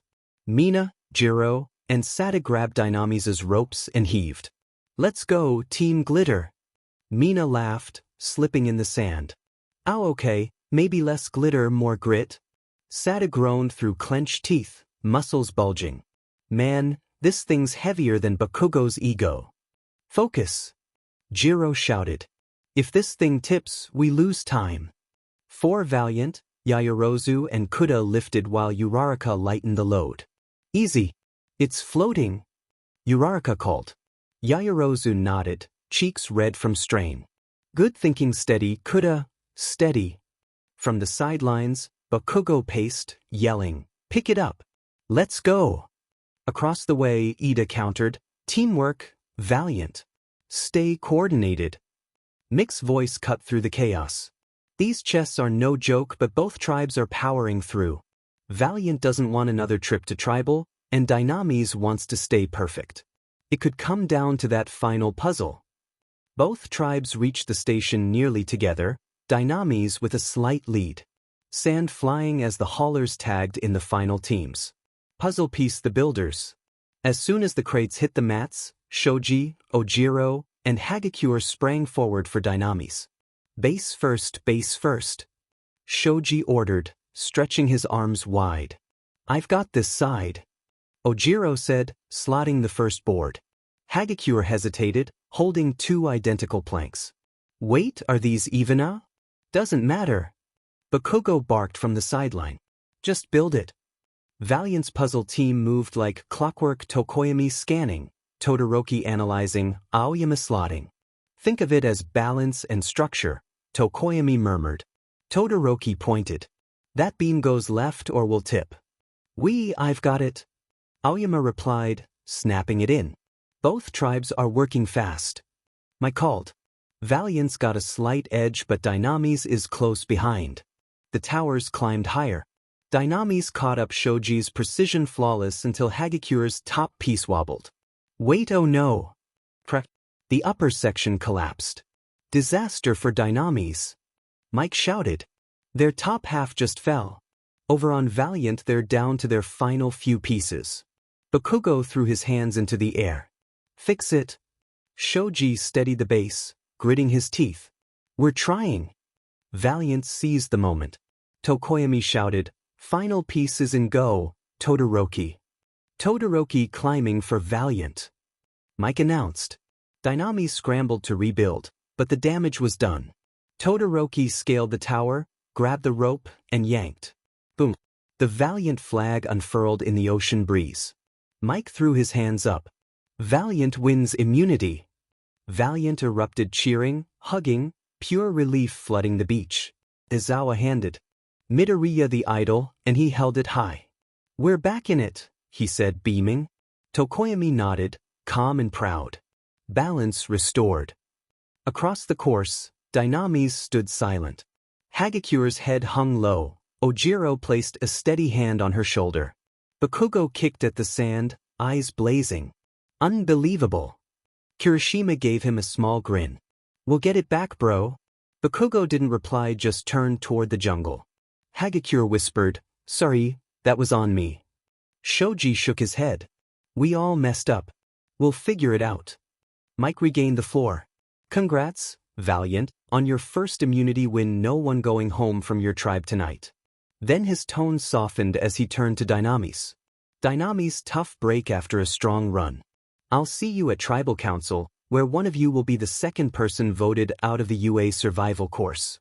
Movie camera confessional, Bakugo, Dynamis. Unreal. We had that. We were right there and it all fell apart. I don't care whose hands slipped or who got nervous. Losing isn't an option for me. Tonight, someone's paying for that screw-up and it isn't gonna be me. The tribes split paths, Valiant disappearing into the trees with shouts of victory, while Dynamis trudged off quieter, the weight of their first loss heavy in the humid air. Waterwave, Valiant tribe, afternoon. The tribe burst through the jungle path, still buzzing with adrenaline, the thwack of the idol against Midoriya's leg echoing between the trees. The moment they hit camp, the cheers started up again. Yes. We're back, baby. Uraraka hooped, tossing her buff into the air. Aoyama struck a pose beside the fire pit. Valiant shines once more. Todoroki, still drying off, gave the faintest smirk. We were due. Tokoyami folded his arms, his voice low but satisfied. Balance has been restored. Yaoyorozu smiled, setting the idol down on the shelter ledge. Let's never let it go again. Movie camera confessional, Midoriya, Valiant. Man, that felt amazing. We were so close the last time, but today everything clicked. I'm just so proud of everyone. You could feel the energy shift. Like, yeah, we're still in this. The tribe gathered around the idol, admiring it like a long-lost friend. Uraraka crouched beside it, touching the sculpture. Not gonna lie, it feels a lot better having this at camp than imagining Aizawa staring us down tonight. Yaoyorozu chuckled softly. We worked hard for this. Every one of us pulled our weight. Ida adjusted his glasses. Let us commemorate this moment but also prepare. Victory is earned daily. That made Tsuyu snicker. You're not wrong, Ribbit. But for now, maybe we just enjoy it. Midoriya nodded, grinning. Yeah. For once let's just breathe. Movie camera confessional, Yaoyorozu, Valiant. The difference between this and day 3 is night and day. Everyone's spirits are up, the teamwork strong, and honestly, I think this is the tribe we were meant to be. Movie camera confessional, Tokoyami, valiant. I am content. But victory breeds complacency. The others may celebrate, I will meditate. Darkness whispers that fortune is fickle. Even so, when the camera cut back, Tokoyami was quietly smiling while Aoyama tried to drape the tribe's flag around him like a cape. Embrace your inner sparkle, my shadowy friend, Aoyama declared. Tokoyami sighed. Fine. But only for morale. Laughter rippled through the camp, the first real, relaxed laughter since day as the camera panned over the group, the idol gleaming in the center, the waves glinting gold in the distance, the sense of renewal hung heavy in the air. Movie camera confessional, Todoroki, valiant. Winning doesn't erase the mistakes we made. But it gives us time, and in this game, time means everything. Movie camera confessional, Uraraka, valiant. It's so much easier to smile after a win. But I know how fast it can flip. So yeah, I'm gonna enjoy this while it lasts. As the sun dipped lower, the valiant tribe gathered around their small fire, no tension, no strategy talk, just quiet relief and laughter. For the first time in days, no one had to think about tribal council. Fire Dynamis tribe, Crimson Bay camp afternoon. The jungle was quiet on the walk back, eerily so. No cheers, no laughter. Just the squelch of wet sand under tired feet and the faint rattle of the empty water jugs. Bakugo led the way, his jaw set, every step radiating frustration. Behind him, Jiro and Mina whispered softly, while Hagakure trailed near the back, shoulders slumped. Movie camera confessional, Hagakure, Dynamis. I messed up the puzzle. I know it. Everyone saw it. And Bakugo's already boiling over. Just hope. I hope they remember it's a team loss, not just mine. They reached camp, and Bakugo immediately dropped his pack beside the fire pit. Unbelievable, he muttered, kicking at the sand. We had that. Kirishima sighed, wiping sweat from his face. Bro, it happens. We'll get the next one. Bakugo spun on him. It shouldn't happen. We had the lead. You don't throw away a lead like that. Jiro folded her arms.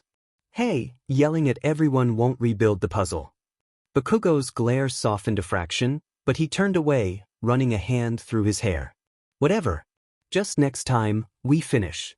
The rest of the tribe quietly unpacked. Sada started a small fire while Mina and Kirishima fetched water. The usual jokes were missing, replaced by a heavy silence broken only by the crackle of the flames. Movie camera confessional, Jiro, Dynamis. Bakugo said, Hagakure feels awful and everyone's walking on eggshells. The thing is, we are a strong tribe, but this loss, it hit hard. I just hope it doesn't split us before tribal does. Hagakure sat by the fire, voice small. Sorry everyone. I just couldn't get the pieces right. Shoji shook his head immediately.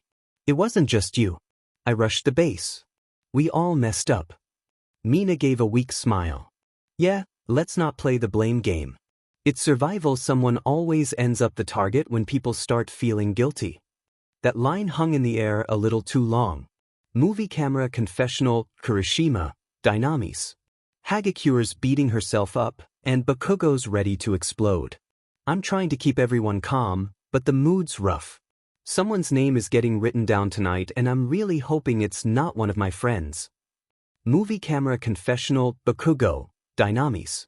I don't care whose fault it was. Losing's not an option. If people can't pull their weight, they're dead weight. Simple as that. As the evening sun cast warm light over tense faces, Jiro strummed a few soft notes on her guitar, the first sound of calm all day. Kaminari sat nearby, staring into the flames. Mina tried for a smile. We still got food. We still got fire. We'll bounce back. Bakugo didn't respond. He just stared into the horizon, jaw tight, mind clearly already at tribal council. The sun was dipping low, painting the ocean in streaks of gold. Dynamis's camp, usually buzzing, had fallen into that uneasy quiet that only came before tribal. Hagakure and Mina sat near the fire, stringing together bits of palm frond. The rest of the tribe scattered, some getting water, others checking traps. Everyone knew what those phrases really meant tonight, scrambling for numbers. Movie camera confessional, Jiro, Dynamis. I'm pretty sure Bakugo's already got his target Hagakure. He's not subtle about it. But this tribe isn't made up of soldiers, we're classmates. People feel things. And voting out the one person who's obviously sorry? That could backfire. A little later Bakugo, Kirishima, and Kaminari split from the group when they had a chance. The three of them gathered by the tree line, Bakugo pacing while Kirishima leaned against a trunk and Kaminari picked nervously at a leaf. "Whatcha thinking, Bakugo?" Kirishima asked, already knowing the answer. Bakugo snapped, "It's obvious. We lost because the puzzle collapsed. Hagakure froze up and that's it." Kaminari frowned. "Yeah, but she's not the worst in challenges, dude. And she's, nice." "Nice doesn't win immunity," Bakugo shot back. "If we keep her, we'll keep losing." Kirishima exhaled slowly. "I get where you're coming from, but blowing up at everyone isn't helping either. Maybe we should check in with the others before locking it in." Bakugo scowled but didn't argue, a rare sign of restraint. Movie camera confessional, Kirishima, Dynamis. "I trust Bakugo, but I also trust my gut. And my gut says keeping tribe morale up is huge early on. If people start feeling bullied, that could turn on Bakugo fast." Meanwhile, by the fire, Jiro leaned closer to Mina. "If Bakugo gets his way, it's Hagakure. But I don't love the idea of letting him steamroll the whole tribe." Zero nodded. "Yeah. I mean, she messed up, sure, but one bad challenge? She's useful around camp. Way better than say, Ojiro." Mina twirled her hair, thinking, "I don't know, man, I don't want to send anyone home. The past few days have been fun." Jiro raised an eyebrow. "I know what you mean, but I will say Bakugo is way too loud and quick to blame, so who knows, maybe I'll write his name down." Mina laughed. "He would have a total meltdown." Movie camera confessional, Mina, Dynamis. "Don't get me wrong, I love Bakugo, but he's running the tribe like a boot camp. This vote could define who's really in charge of Dynamis." Meanwhile, Shoji sat by the shoreline with Ojiro, Satu, and Hagakure, the waves hissing softly nearby. Hagakure's voice wavered. "Bakugo's gonna vote for me, isn't he?" Shoji nodded slowly. "He's angry yet, but we can talk to people. You're not out yet." Ojiro added, "You just have to keep calm. People see you're honest, that goes a long way. You don't have to worry about me voting for you," Sata said while exchanging a nod with the other guys. Movie camera confessional, Shoji, Dynamis.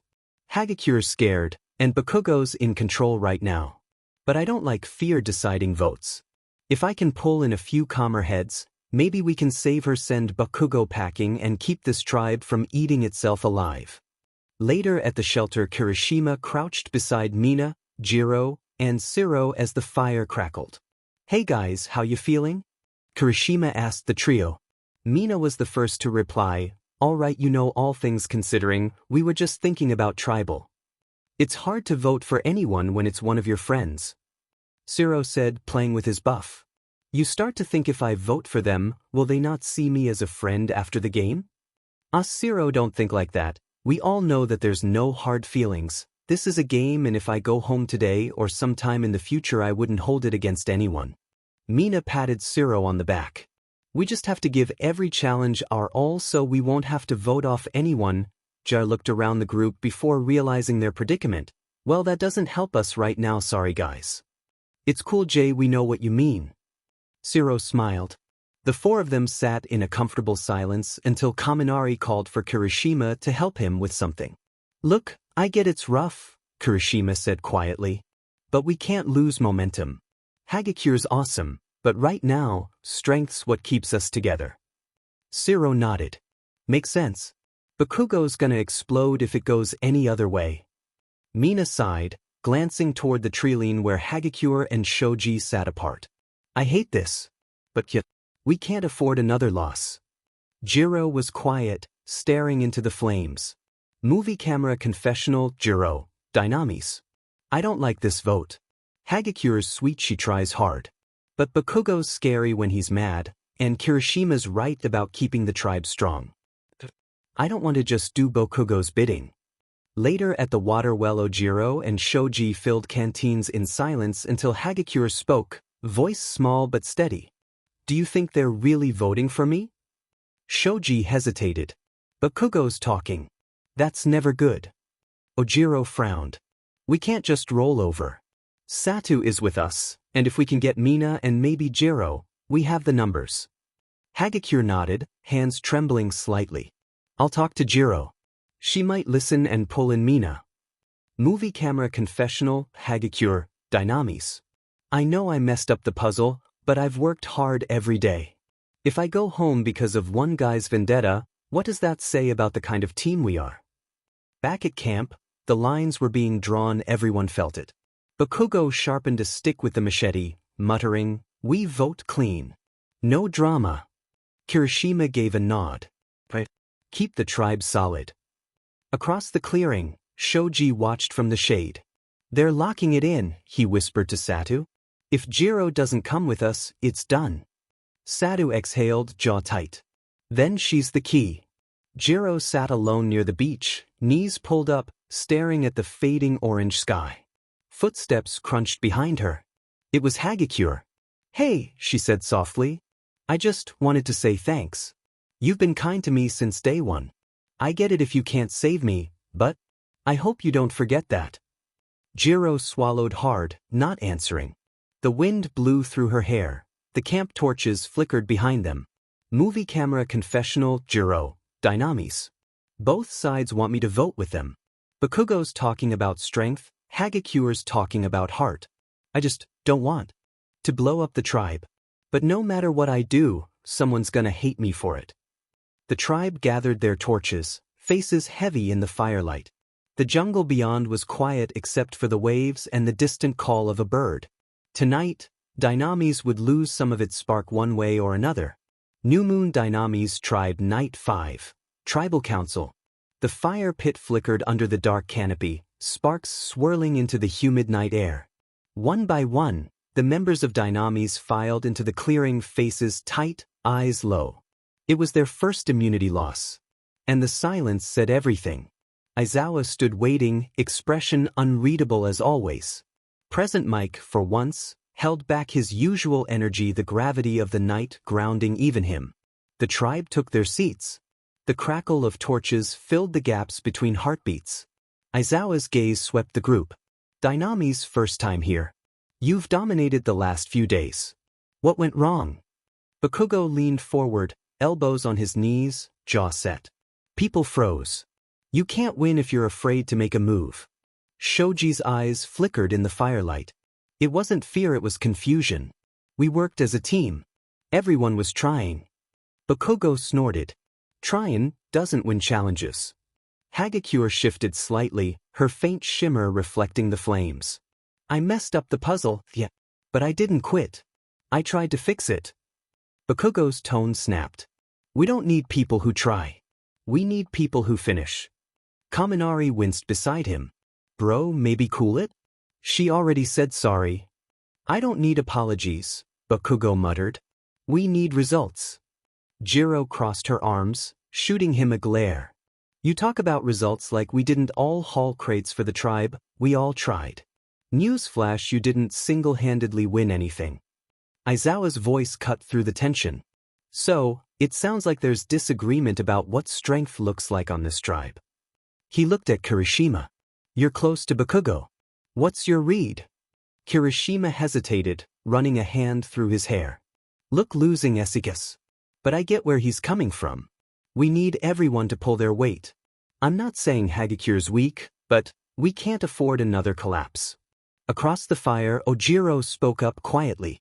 We also can't afford to turn on people who actually care. Hagakure's worked hard since day one. Satu nodded in agreement. She's good for morale. That counts for something. Bakugo barked a bitter laugh. Morale doesn't build puzzles, genius. Jiro exhaled, rubbing her temple. You guys are impossible. Aizawa's tone stayed calm, clinical. It's simple. Jiro, you've seen what losing feels like. The question is whether you value raw power or steady teamwork more. Jiro's gaze lingered on the fire. Right, she said softly. But now everyone's on edge. No one wants to be the reason we lose again, but it feels like people are already choosing sides. And if that keeps up, tonight's vote won't fix anything. You're right, Aizawa said quietly. Unfortunately, it is. He paused before he gestured to the voting booth. Time to vote. One by one, the tribe rose and disappeared into the voting booth. The crackle of fire filled the silence as they cast their votes. When the last one returned, Aizawa collected the urn and set it before the fire. Once the votes are read, the decision is final. The person voted out will leave the tribal council area immediately. If anyone has a hidden immunity idol and would like to play it, now would be the time to do so. No one moved. All right, Aizawa said, drawing the first parchment. I'll read the votes. He turned the first. Bakugo. The second. Bakugo. Bakugo's eyes flicked toward the opposite bench, his jaw tightening. The next parchment opened. Hagakure. Then another. Hagakure. The votes began to fall in rhythm. Hagakure. Hagakure. Hagakure. A faint shimmer rippled beside the bench. Hagakure's voice, barely above a whisper, broke the silence. Good luck, everyone. Aizawa revealed the 8th parchment. The second person voted out of the UA survival course. Hagakure. That's 6 votes. That's enough. You need to bring me your torch. She took a steady breath, then nodded. It's okay. No hard feelings. Just don't lose too many times, all right? She reached for her torch, invisible fingers brushing the wood as she placed it in front of Aizawa. Hagakure, he said as he picked up the snuffer and approached her torch, the tribe has spoken. Time for you to go. The flame hissed as it went dark. Hagakure gave one final wave before her footsteps faded into the darkness, barely visible except for the faint shimmer when the firelight hit. Aizawa turned to the remaining 9. Winning hides a lot of cracks. Losing exposes them. The real test starts now. Grab your torches, head back to camp. Good night. The tribe stood in silence. Bakugo's expression was hard, his shoulders tense. Kirishima clapped him lightly on the back, but he didn't respond. Jiro kept her eyes low, the weight of her decision clear on her face. Shoji lingered at the rear, his steady presence the only calm amid the storm. They disappeared into the jungle, the fire's glow fading behind them. Movie camera voting montage. Bakugo, gritting his teeth, you can't keep up. Hagakure. Hagakure, softly, this tribe doesn't need yelling. It needs unity. Bakugo. Kaminari, you're amazing, bro, but man, this is rough. Hagakure. Kirishima, I hate this, but we gotta stay strong. Hagakure. Mina, it's not personal. It's strategy. Hagakure. Siro, keeping the tribe solid, that's what matters. Hagakure. Shoji, no one deserves to be shouted down for trying. Bakugo. Ojiro, she's part of our core. I stand with her. Bakugo. Sadu, we can fix mistakes. We can't fix bad attitudes. Bakugo. Jiro, last sighing deeply, I really didn't want to do this. Hagakure. Movie camera final words. Hagakure, Dynamis. I knew my name was out there. You can feel it, that weird silence when people stop looking you in the eye. I tried to hold it together in the challenge, but I guess one bad moment was all it took. I'm proud I played with heart. I didn't hide, even if people couldn't see me. Dynamis is strong, but if they keep tearing each other apart like that, someone else will be walking out soon and they will see that coming.